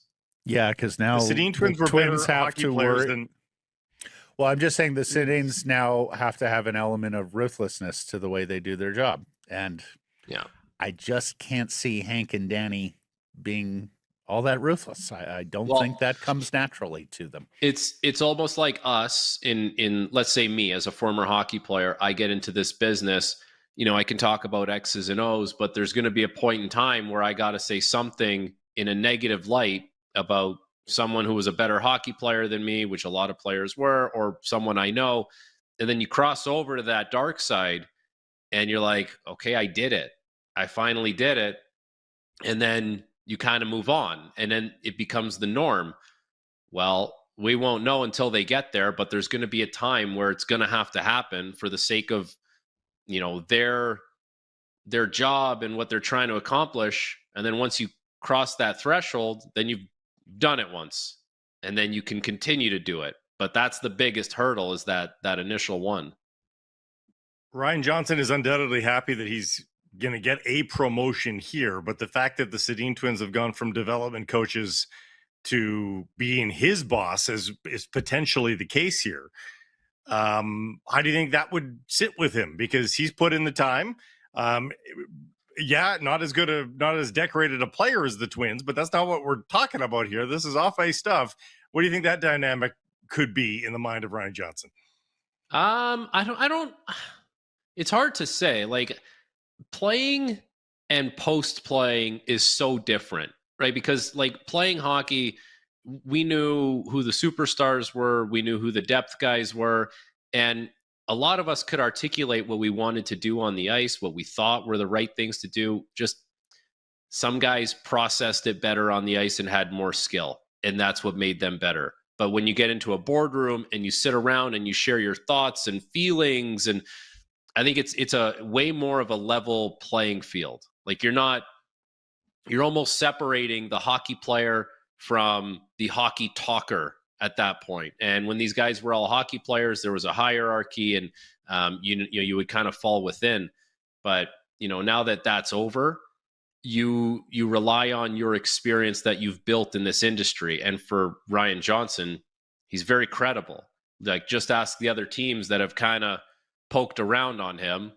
Like, that should tell you all that you need to know. And the fact, to Matt's point there, that he has made it through a lot of the turbulent times in Vancouver over the past 10 years. It's not easy to be a survivor. It's way too easy to be a guy that gets swept away as people come and go from the organization. So that should speak about his ability to kind of have confidence in what he's talking about and know his stuff. So do they have their order backwards? Should the president be RJ and the Twins the general managers? Do they have it backwards? I guess we're gonna see. Like, do we really? Yeah, we don't even know yet. Yeah, we don't even know. At this point. We want to see what the delineation of duties is here. The organizational flowchart hierarchy, who's reporting to whom. to the extent they announce that, because they're not big believers on transparency either, and I think intentionally so, to muddy the waters and provide cover for some. Let's move on to coaching. I mean, it stands to reason to me that Ryan Johnson, who won a Calder Cup championship with Manny Malhotra, would want to promote Manny Malhotra to the Canucks head coaching job, and then you have your young coach and your young hockey chief growing through this rebuild. But a complication today, Frank, coming out of your town with the Maple Leafs firing Craig Berube, and of course, Manny has history coaching in that organization as well. How do you see the Malhotra piece of this playing out? So, yeah, this is an interesting development here in Toronto because Craig Berube gets fired. And for me, Craig Berube is not the right head coach for the Toronto Maple Leafs, so it makes sense. So who is the right head coach for the Toronto Maple Leafs, and why does that affect the Vancouver Canucks? Because if I could pick a head coach in Toronto right now, I would say, and I think we've talked about this before, I would say it's Spencer Carberry 2.0. Who is that? Kind of think it's Manny Malhotra. Like, they've been on the bench together before in Toronto. I think they speak the language that young, skilled players can understand. I think there's an element of patience. And in the case of both of these teams, you would need a head coach that is forgiving. And like, Manny checks a lot of those boxes. So now if you're Vancouver, the time crunch is on if you're going to make a move like that. In Toronto, it sounds like John Chaika was just talking. It sounds like they're going to have a far and wide search, and they're going to interview a ton of people, and they're not in a rush. So maybe that helps Vancouver, but I think there would be a lot of people that point to Manny Malhotra and say, okay, potentially Gavin McKenna is going to get drafted there. Potentially there's 2 star players that could get moved, and there's going to be, 4 or 5 more young pieces. Like, that could be a good fit there. So Vancouver is going to have to be cognizant of that as both these kind of storylines develop. They had to compete with other people for the general manager's post. Now they're going to have to maybe do that with the coaching too, right? Like, could you see them getting right after this Adam Foote decision here to stem the tide? But they gotta name a general manager first. Like, they can't do anything until they have this whole structure in place. So the longer they take with that, like, the structure's in place in Toronto, the structure's in place in all these other places, they don't have that. So as far as I'm concerned, they got to figure that out before they can figure out what they're going to do with their head coach. And it's not like these things happen right away. Like, Dregs was kind of saying, Berube sat down with Chaika and Sundin for like 7 hours or 4 hours over the weekend, and they talked about everything from his coaching philosophy to where the organization is at. So, like, that's what, 2 weeks after the 2 guys get hired? Are we 2 weeks out from that? So, like, I don't know, reverse engineer it. Like, these guys don't even have their people in place yet. So maybe you're a couple weeks away from having those conversations with Adam Foote. Yeah, it's I think 10 days, and the Leafs it was last Monday, right? So, and then the Adam Foote piece is a big one here when Johnson and Sedin finally take over. Although it sounds like there were discussions on the weekend, perhaps something has already been decided here. It did not take Trevor Linden long to move on John Tortorella after he took over as Canucks president of hockey operations. Lastly, Frank, you're covering the Memorial Cup for TSN, and the Kitchener Rangers and Canucks prospect Gabe Sherratt punched their ticket yesterday by sweeping Barrie in the OHL final. What have you seen of young Sherratt? He scored another goal last night. He scored the game winner in Game 3. What have you made of young Sherratt there, and how he's played for the Rangers? Kitchener Rangers, pretty awesome story for them as a group. So Ryan Valentini was supposed to play for that team this year, and he didn't. He pulled shoot. He went to University of Michigan, weeks before the regular season. And then they were supposed to get Oscar Hemming. Couldn't get him. They were supposed to get the Memorial Cup next year. It ends up going to Guelph. So they say, let's just win the damn thing and go to the Memorial Cup. So congratulations to them. And Mike McKenzie, who of course is Bob's son, is the general manager. So he's done a great job there. And Gabe Sherratt is a guy that they traded for this year. They got him from the Brampton Steelheads, and like his numbers don't pop off the page. And his numbers going to Kitchener this year, I think he was 11 points in 31 games. And then in the playoffs, it's 11 points in 18 games, identical numbers, 5 goals, 6 assists. So trending in the right direction right now. And when a player is drafted in the 6th round and is signed to the organization and doesn't have like crazy jaw-dropping numbers, that means he does something else well. Like he's going to be valued for something else. It's not going to be about points or goals necessarily, although you'll always welcome it. It's because he plays other elements of the game at a high level, and you will value that role. And it's his work off the puck, and he's not a big guy, but he's around it a lot, and that clearly has helped him, be productive here in the playoffs. So good for him, and good for the Rangers. They haven't been to the Memorial Cup since 2008, so that's a long time for a franchise that is among one of the best in the CHL. You're going to cover the Mem Cup. It should be Everett versus Kitchener, right? Based on what we've seen so far, that should be the Mem Cup final. Hey. It's such an unpredictable tournament. Like once you get there, it really could be anyone with the way that the tiebreaker goes, and it's such a coin toss. But Everett has spent the most weeks at number 1 on the CHL top 10 ranking. So they should go in if they do get there. Like Prince Albert is not going to roll over for them, clearly.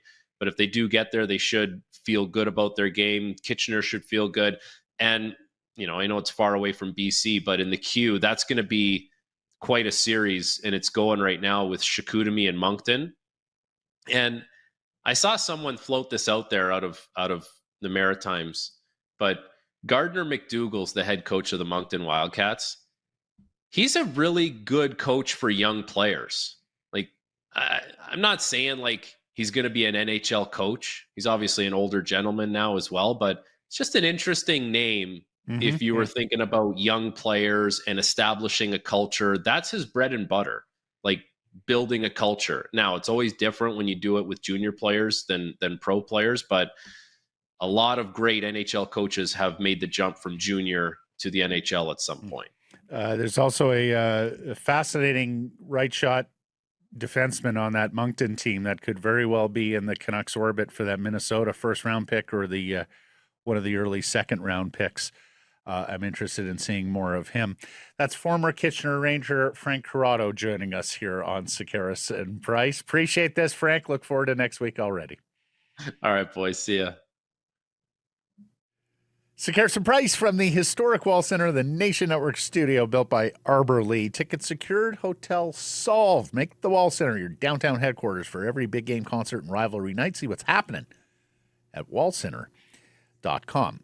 Well, a very big day in Whitecaps world. Not only a game in Dallas, but that big meeting with a variety of stakeholders on a BC Place lease extension and a further local push to find owners, investors, and keep the team in Vancouver. There was an event at BC Place yesterday. Premier David Eby says this meeting won't provide a resolution, but it will let the government know what the club and league both need and want to see if all the parties here can work together. And if you missed the story yesterday, provincial, city, federal government officials, along with Victor Montagliani of CONCACAF and FIFA, and all 3 First Nations are going to be involved in this alongside an MLS vice president and, of course, Whitecaps representation. Eby says he wants the Whitecaps to be up front and say if the decision has already been taken to move the team to Vegas. If not, which is a worry from a lot of people, Yeah, if not, he wants all parties to be creative, and he will said he will deliver that message to his government in terms of the work required to keep the Whitecaps here. Gary that Mason would be the worst look. That would be the worst look for the league, Matt. Like, I can't imagine that being the case, that a deal has already been struck and consummated and promised to Las Vegas. Like, if that ever came out, that would be disastrous for the league. I can't imagine that's the case. It would also be disastrous for Greg Kerfoot because, and I know he's a reclusive guy, doesn't have a wide circle, or at least not a wide circle of Joe and Joanne Publix walking the street. But, to be the guy who sold the Whitecaps out from under Vancouver to Vegas before all of these. But, from Greg and Jeff's perspective as well, Blake, like, the team has been on the market for a year and a half, right? Like, at some point, you do have press. Yeah, you have to know that there has to be one last hurrah, and this is what's happening. That was foreseeable. Well, but I think EB's point is like, did the last hurrah wait too long? From the perspective of Kerfoot and Mallet, we'll see. Report in the Georgia Strait, Nathan Cadell, the Whitecaps need a hero. Could it be a familiar face? Arthur Griffiths, former Canucks and Grizzlies owner, interest in being a part of the next ownership group of the Whitecaps. As Cadell points out, it's not yet known if Griffiths is part of the group Minister Ravi Kahlon has referenced a couple of times. Mayor Ken Sim has also referenced a local group, although they report a source did indicate that Kahlon is talking about Arthur. Look, Arthur can't be the sole money guy, obviously. Like, this is now at a level of hundreds and hundreds of millions of dollars that actually might be, the equivalent of where the Griffiths were with the Canucks and Grizzlies way back in the day. But he does know a lot of people, and he has been a sports owner in this town. So, look, if Arthur is part of it, absolutely. If Arthur can help on this matter, more power to him. Would love to see it. Another source told the Georgia Strait Griffiths is working with an international group. That is interesting. And I've wondered about this for a long time, Matt. Like, getting local money to make this work is a tough ask. There's not a lot of people that have the cash at this level. You need to cobble together a consortium, or you go globally. And because of the sport of soccer, if this is anything else, getting global money is pretty difficult. For American football, for hockey, like, you're not going to get foreign wealth. But you will get foreign wealth for soccer. It's the one sport where that is absolutely possible. Yeah. I mean, you have isolated examples. Germans own the San Jose Sharks. An Englishman owns the Jacksonville Jaguars. But no, you're quite right. I've wondered, Blake, like, some of these really huge international soccer clubs, like, they have arms. They go out and buy other teams, smaller clubs around the world. The Red Bull Association, right? Right. Yeah. Vancouver Board of Trade coming out with a declaration and petition. Do you care about keeping the Whitecaps in Vancouver? Vancouver's business community has launched an open letter declaring it is ready to help the Caps stay where they belong. Sign the letter to show your support. That's great, but Board of Trade and those who engage with it, we need your money, not just your signature at this stage. Like, it's getting a little late in the day. Sign the check, not the petition. Signatures. Yeah, exactly. And MLS salaries are out, and as the Caps talk with the province today about BC Place and more revenue streams, or at least stronger revenue streams, they do also have to look at the cost side of their own operation, right? Like, there's two sides to a balance sheet. Here's what some of the Whitecaps are making, and you can go down the list here. Mike's got all the graphics of all the individual player costs. There are widely divergent salaries in MLS, from a MLS super draft pick like Tate Johnson, who's playing on $90,000, to someone like Thomas Mueller, who's playing on $5 million. But as I went down the list, Blake, Schonlau on $776K, Atakube on nearly $1.4 million, Pupa on nearly $500K, Sabali at $1.4. They're not paying Pupa. Oh, that's right. He's on loan. Okay. Nevertheless, Sabali at 1.4, Sabi at 1.16. Even Manny Malhotra, whom I love, terrific player, awesome dude, versatile, can play two spots. You're telling me you need a $1.2 million center back when you've got Blackman and Veselinovic that are pretty highly paid as well? Look, I recognize it's sports. You have personnel misses, transfers you regret, extensions that are too rich with the passage of time. But if the Caps are looking for the province to solve some of the revenue problems that BC plays, they also have a responsibility to avoid wasteful spending on the cost side. I think that's only fair.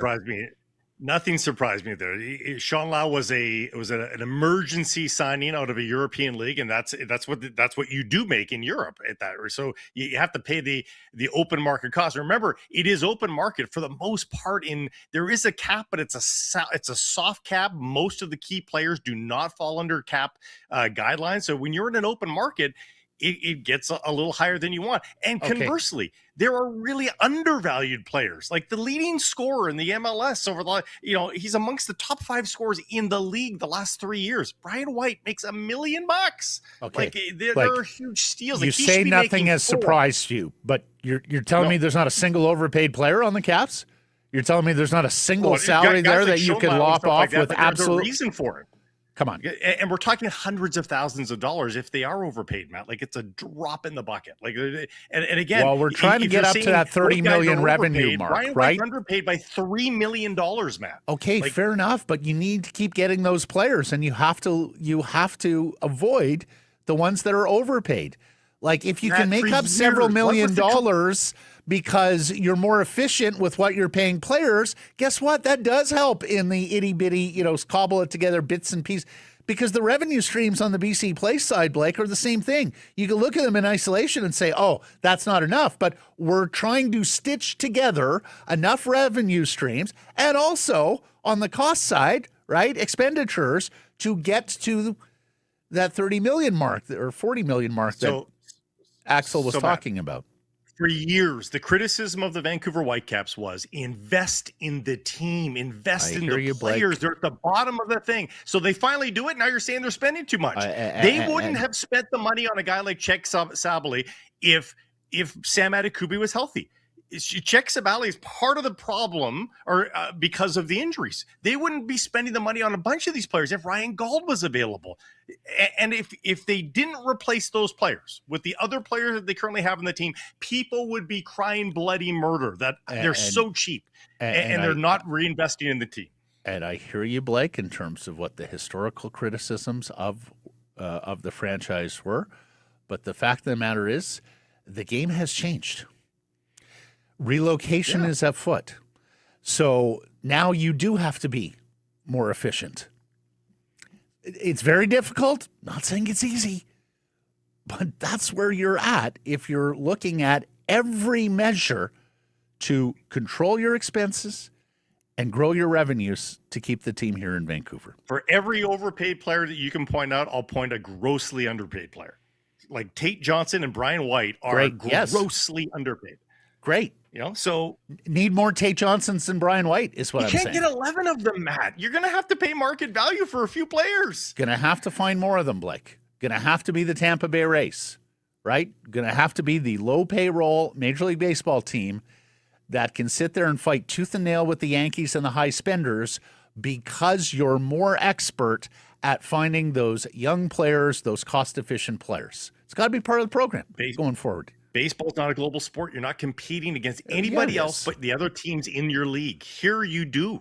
You have to pay open market values. It's different. Also, well, except for the player pool is way bigger as well. So that works both ways. Also a big day at BC Place yesterday. The grass is finally here. This is that Abbotsford sod farm that is providing the grass for the World Cup. I will say this, though, Blake.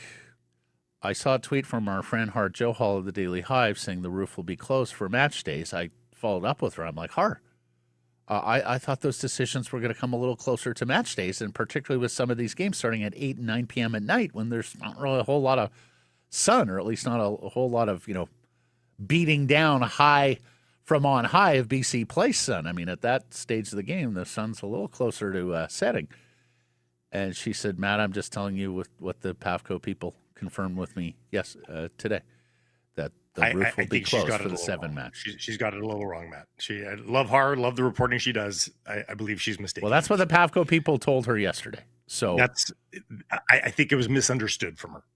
That's not people that were standing beside her heard it differently. Okay. Yeah. So I think So- those so decisions what still is- feed for what- decisions closer to. Okay. I sure hope Yeah. so. I mean, Yeah. we know the stadium can be a little stuffy when the roof is closed. It's just a better vibe Yeah. when the roof is open. Yeah. It doesn't make any logistical reason, like one of the any great logistical things- sense why an 8 p.m., 9 p.m. match would need to be, Yeah. closed. Like So, when I'd I be talk to surprised. friends back east and they say, like, what are some of the best parts about living in Vancouver? I say, the air. They go, what do you mean the air? And I go, it's fresh ocean air. When I go to different communities now, I notice the difference. Let's go open air for as many games as we And can. also, this is supposed to be an El Nino year where it's supposed to be very hot this summer. If we get early heat here for the month of June, that place will be gross. Like, it might be worse for the grass to be that hot inside. I mean, yeah. And, of course, you know the English translation of El Nino? The Nino. Not my line. Thank you. Old SNL bit. As for the game, Thomas Muller still listed as questionable. He did travel. He had that 10-day illness. He declared himself fit, but I'm not sure Muller will go the full 90 against Dallas tonight. Canadian national team, there's hard on the job, reporting every detail, Blake Price. As for Canadian men's national team news, Derek Cornelius departing Rangers this week to attend the Canadian men's national team camp in Charlotte. This according to Matthew Shinetti of TSN. Rangers have but 2 games left in the season. He's at odds with club management, hasn't played since November. He's not going to be extended on loan to Rangers either. Was on loan from Marseille in the French league. Moise Bambito continues to train with Nice. No setbacks there. Also no indication if he plays before June 12th, also according to Shinetti. And, well, of course, we talked about it yesterday. The big concern is Alphonso Davies. Byron saying a 6-week recovery. Canadian men's national team was saying 4 or 5 weeks. Of course, they want him on the pitch against Bosnia, if not Bosnia versus Qatar, or at the very least against Switzerland. And yesterday, Kyle Aaron's Southampton played Alfie Jones's Middlesbrough in the promotion tournament. Kyle Aaron did not figure into the 11, amazingly. He's the hottest goal scorer on the team. He did not start, came on late too, like 84th minute, and Alfie Jones was not on the squad. So he's Jones still is injured. hurt. Clearly. Yeah, Jones is still Yes. hurt. I was just But about to get to that. He's been training, but Yeah. The good news is, though, Laren and Southampton will face Liam Miller and Hull City in a playoff final at Wembley Stadium on the 23rd. So one of these Canadian teams, so long as they continue with their English Championship club, will be a premiership player by the World Cup. BC Lions, and news from training camp in Kamloops, where it looks like quarterback Caden Salter has won the number 3 job. He was kept through yesterday's cut. They did release quarterback Thomas Rittenhouse, who was vying to be the number 3. They also cut a former New Orleans Saints wide receiver, Marquez Callaway, who had like a 700-yard receiving year in the NFL at one point. First padded practice went wide receiver Seven McGee, and he had some flashes last year in the return game. And at receiver, he took reps with the first team for Stanley Berryhill. And then Tyran Hunt, who played a little bit last year, he filled in for Dejon Allen at right tackle. So starting to see some guys that they are going to be leaning on from a depth perspective with the Leos. NFL schedule released tomorrow. We got the international games today, and I must say the 12s have to be quite happy to see rivals San Francisco and LA traveling all the way to Melbourne and the famed MCG for that season opener.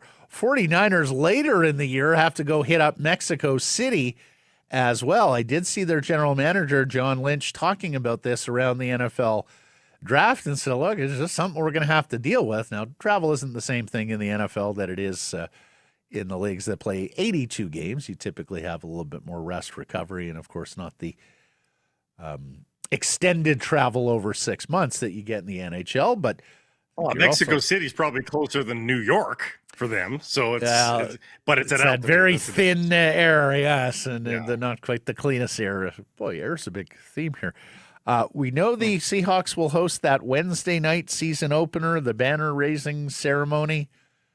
The Bears, Cowboys, Everybody seems to be Patriots, saying Bears. Super Bowl yeah. rematch.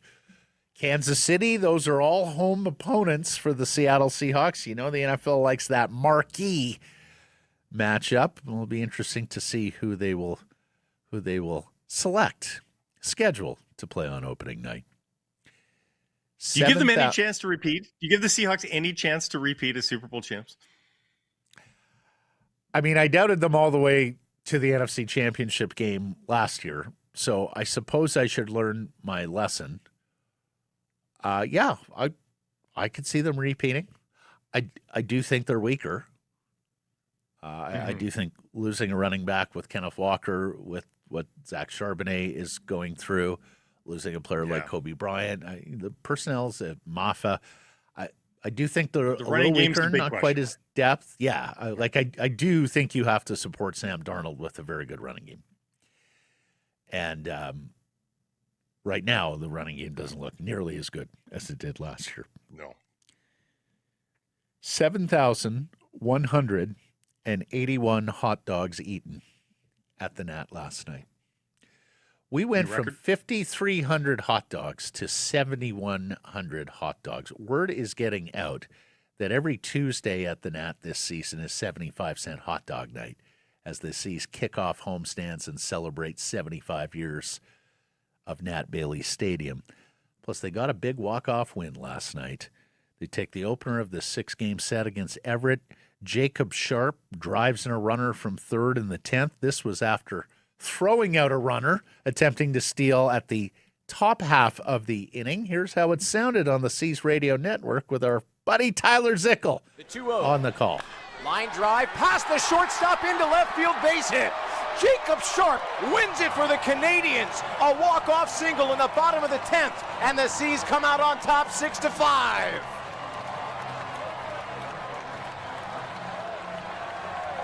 Right guy, right spot. He gets mobbed between second base and third. He gets a Gatorade shower.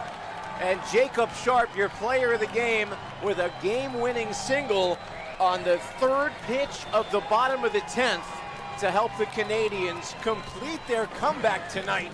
They at one point. I must say, Good crowd sticking around too Yeah. to applaud the winning run. you know how in football, when a guy scores a touchdown, if he goes and celebrates on his own, that's viewed as a negative, right? Like, oh, he wants the individual, shouldn't go celebrate with your teammates, or Yeah. you know. Many old school people will say, do the Barry Sanders, just hand the ball to the official, right? Like you've been there before.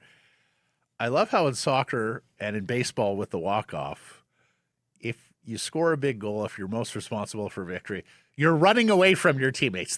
It's the you can't catch me celebration. I'm running away because here comes the mob. It's great fun. C's back at it tonight. John Buccigross of ESPN was lambasting that practice. Because of started course, to creep hockey into hates hockey that. now. Hockey hates that. Yeah. No tall poppies. C's back at it tonight with top pitching prospect Johnny King on the mound. I think I'm making it out there. We had Johnny on the program a couple of weeks ago. What a bright, infectious young personality he is. Plus, he's a damn good pitcher. So I'm going to make my way out to the Nat tonight to see Johnny pitch. And how about this? He's opposed by a local boy. North Vancouver's Adam Meyer, a former UBC Thunderbird, is starting for the Aqua Sox. He was an Atlanta draft pick after transferring from UBC to Oregon, picked up this offseason by the Mariners. Got to be a thrill for a young guy from these parts to pitch at Nat Bailey Stadium in a Major League affiliated game. It's RBC We Care Wednesday in support of Vancouver Chinatown Foundation. Tomorrow is First Responders Appreciation Day, a Friday nooner, South Asian Heritage Day with a themed jersey auction Saturday, and a White Spot Family Fun Sunday with a Chop and Sticks Socks giveaway. Get there early and get your tickets, 604-872-5232 or CanadiansBaseball.com. Report from Business in Vancouver on the city's Major League Baseball push. A new document posted to the city's website says that if a group comes forward with a bid before the June 19th deadline and then is approved by an evaluation panel, we talked about this a couple weeks ago, city staff will, quote, make a recommendation for city council consideration before the end of July. The city expects to enter into a memorandum of understanding with the successful proponent, which would include, among other things, the terms upon which the parties would cooperate to bring Major League Baseball to Vancouver. We'll see. I still think it's ridiculous to consider that we could be building 2 stadiums here in the next 6 years, something to that effect.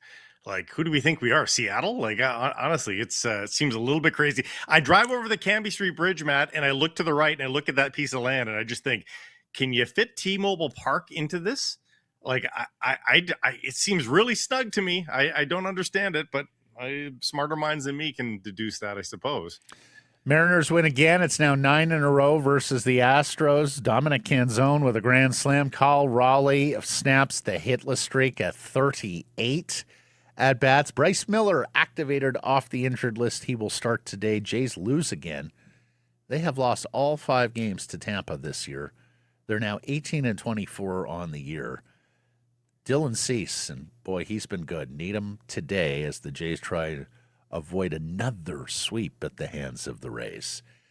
The PGA Championship from Aronimink in suburban Philadelphia starts tomorrow, second major of 2026. Scotty Scheffler is the defending champion. 4 Canadians in the field, including Taylor Pendrith, who tied for 5th last year, and rookie Sudarshan Yelamaraju, who continues his fine debut season on tour. Abbotsford's Nick Taylor is the only British Columbian in the field. And while Nick has had a splendid PGA career, 5 wins, his major record is, a major blemish. Blake, take a look at this graphic of Taylor at the majors. He has played in 16 majors over his career. He has missed 11 cuts. His best finish at a major was a tie for 23rd at the U.S. Open last year. He is too good a player not to, at this stage of the game, be in contention in one of these majors, right? Like, look at that record. The thing that's curious there is because he's risen to the occasion on a bunch of other fronts, like the Canadian Open, like it's your home Open, winning at Pebble Beach. Like that's Pebble Beach, man. At Phoenix, in front of the huge crowd. I mean, honestly, like if you were going to say what tournaments do you want to win outside of a major, especially for a Canadian, give me the Canadian Open, Pebble Beach, and Phoenix. Yes. But here's the thing: maybe he snaps the spell this week because Aronimink is hardly a major setup. This is really, Blake, a major in name only, but bears little resemblance to the typical majors in terms of golf course and setup. Rory McIlroy has said there is no strategy off the tee this week. Bomb away. Scotty Scheffler said there's no real penalty for missing the fairways. They've taken out a lot of trees on this golf course for the sake of TV and on-course spectators. So it is a wide open, short course that doesn't typically host the best golfers in the world. This is only the second time it's hosting a PGA. The first one was like 60 years ago. And people are wondering just how low will the scores go. May take 20 under to win this, may even be lower. This is a good illustration for those of you on visual platforms of how this course compares to other PGA Championship venues. With standard drives, we're expecting somewhere between 7 to 9 approach shots from inside 150 yards. So roughly 40 to 50% of the time, these guys are just going to be hitting wedges into the greens, as opposed to last year at Quail Hollow, which played long. 1 out of every 5 was a wedge. 1 out of every 4 at Valhalla. 1 out of every 3 at Oak Hill in 2023. So if you're looking at betting on this tournament, and some of us are, you want the guys who are in the fair. Well, does it even really matter? You want the guys who are good with wedges, good from 150 yards out, because there'll be a lot of those shots. The defense, they would argue, is the tricky greens there. Rory did say you do want to be below holes on this golf course. Pendrith is a big hitter, so he could be having some extra short wedges in if he just bombs away. Yeah. Incredibly sad day for the NBA yesterday, as two players pass away, both at young ages and under tragic circumstances. Vancouver-born Brandon Clark, a forward with the Memphis Grizzlies, passes away at the age of 29. He was drafted 21st overall in 2019. He played his entire career with the Grizzlies. His cause of death is being, and a lot of people have said, a Vancouver-born kid in the Grizzlies, especially when they wear the throwbacks, was all the wear vibes, the Vancouver, right? Yeah. His cause of death is being investigated as a potential overdose, according to reports. Last month, he was arrested in Arkansas for improper passing, possession of a controlled substance, fleeing and exceeding the speed limit, and trafficking a controlled substance. He's a former star at Gonzaga University. He made the All-NBA rookie team. He was the standout sixth man for the Grizzlies before he got hurt. Now, he was born here but raised in Phoenix, Arizona. Blake, we had him on the show prior to him getting selected in the 2019 draft, and he was completely upfront about it. He said, yeah, I know I'm born in Vancouver. He did express at that time interest in playing for Canada internationally. He said he still had family up here and he enjoyed visiting our city. So for all of those in our audience who knew Brandon Clark, certainly our condolences and sympathies at a most difficult time. And a few hours after that, we learned of the passing of Jason Collins at age 47 following a battle with cancer. A 13-year NBA veteran, he made history as the first openly gay player in the NBA, and that was 14 years ago. His twin brother, Jaron Collins, also played in the NBA. After his playing days were done, he was an NBA Cares ambassador. Also was very big on encouraging people to live their authentic lives. The outpouring on social media yesterday from those in the NBA world on Jason Collins was far and wide. And beyond the NBA world as well. Apparently he had a friendship with Chelsea Clinton. They went to Stanford together. I saw Bill Clinton tweeting about him.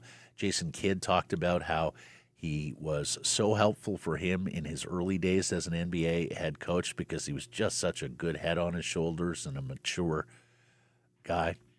Just a terrible, terrible day for the NBA to say goodbye to two prominent players at such young ages. And on the court, San Antonio with a huge victory over Minnesota. We are one Spurs win away, Blake, from the series that everybody wants to see. Spurs and OKC in the Western Conference Final. Victor Wembanyama against Shai Gilgeous-Alexander. And with the way these two teams are set up, like this, I realize Celtics-Lakers is a East versus West thing at the NBA Finals level. And look, Knicks are a pretty good team. We'll see if the Pistons can get over Cleveland. But I get a sense that OKC versus SA is going to be the de facto NBA final for the next few years with these two teams clashing in the Western Conference. I mean, all the young talent on both teams, in some cases, still getting better. Like Victor's still getting better. Castle and Harper and some of those young Spurs guards and wings are still getting better. Like, it's terrifying if you're in the NBA West and you're looking at those two teams as your route to the finals. I like Minnesota too, but it just shows you the different level. Like, no, exactly. There wasn't much buzz. I think people here know that, and here, remember, I'm in Minneapolis. People here know, I think, that they're just outclassed by this Spurs team. I didn't even bother soaking up the second half in the local watering hole here because the vibe had already started to become more realistic than anything else. So it was pretty clear who the better team was last night. In fact, if not for Wembanyama getting ejected for that elbow and he didn't get suspended, I do wonder whether this series would already be done. Poll question results from yesterday. Ryan Johnson over Evan Gould. Right choice, yes or no? What did the people say? People said yes. They said yes. It'll be tepid. 56%. 51.4. Nah, This thing real. at one point was right at 50-50. It volleyed back and forth a little bit. Gold had the early lead. Johnson came back later in the day. Carter says, terrible choice. It's time for new voices and opinions. Yep, I understand that. Burr, anyone like Boston's moves the last few years? Drafting meh, trading meh, fumbling Marchand and signing Zadorov, etc. Not sure this guy convinces me that he's clearly a much better candidate. Sorry, RJ may not be either, mind you, but I think he's earned the chance. Yeah, I mean, Boston has made some good trades of late. Like the Brandon Carlo trade was an absolute fleecing of the Toronto Maple Leafs getting Yaletown's Fraser Minton. But And the two first-round Canuck pick. ones are terrible. Lindholm and Zadorov were terrible acquisitions for Bad them. They were not signings. the right players at the right time. Bad signings. I think they made a good trade getting Trent Frederick out. Who's the Russian centerman they got from Minnesota? I think that was a good. Who's Nadinov? Yeah, I think that was a good trade as well. Frankly, I think they did okay given they had to move one of their goaltenders in Ullmark and getting a first-round pick and a Kastelik contributing forward. Yeah, there were pros and cons with Gold and the Boston Bruins regime, but really, and many have said it, I'm not sure there was anybody who was a pure slam dunk, no flies on them candidate. No, exactly. And Chris says, where's choice number 3? Where it doesn't make any difference whatsoever. No change in ownership means nothing fundamentally will change, and that is a very worthwhile worry. This owner, remember, was presiding over the 2011 run to the Stanley Cup, so it is possible to win with this owner. It just has to be the right circumstance. Yeah, in terms of errors and omissions from yesterday's program, I think Cam just got Evan Gold wrong in terms of the year that he joined the Bruins. We do know, as we've been talking about, he did work for the Washington Capitals prior to joining the Bruins in 2015-16. So it has been, 10, 11 years in Boston. Mm-hmm. Thanks for joining us, everybody. Appreciate you spending some time connecting with the program. Please do subscribe to all our sorts of channels, YouTube, and wherever you get your podcasts. Follow on social, X, Insta, Facebook, TikTok, YouTube, Blue Sky Live on many of those platforms, noon Pacific time weekdays. And, of course, please do support the community sponsors you hear us talking about. Keep it local.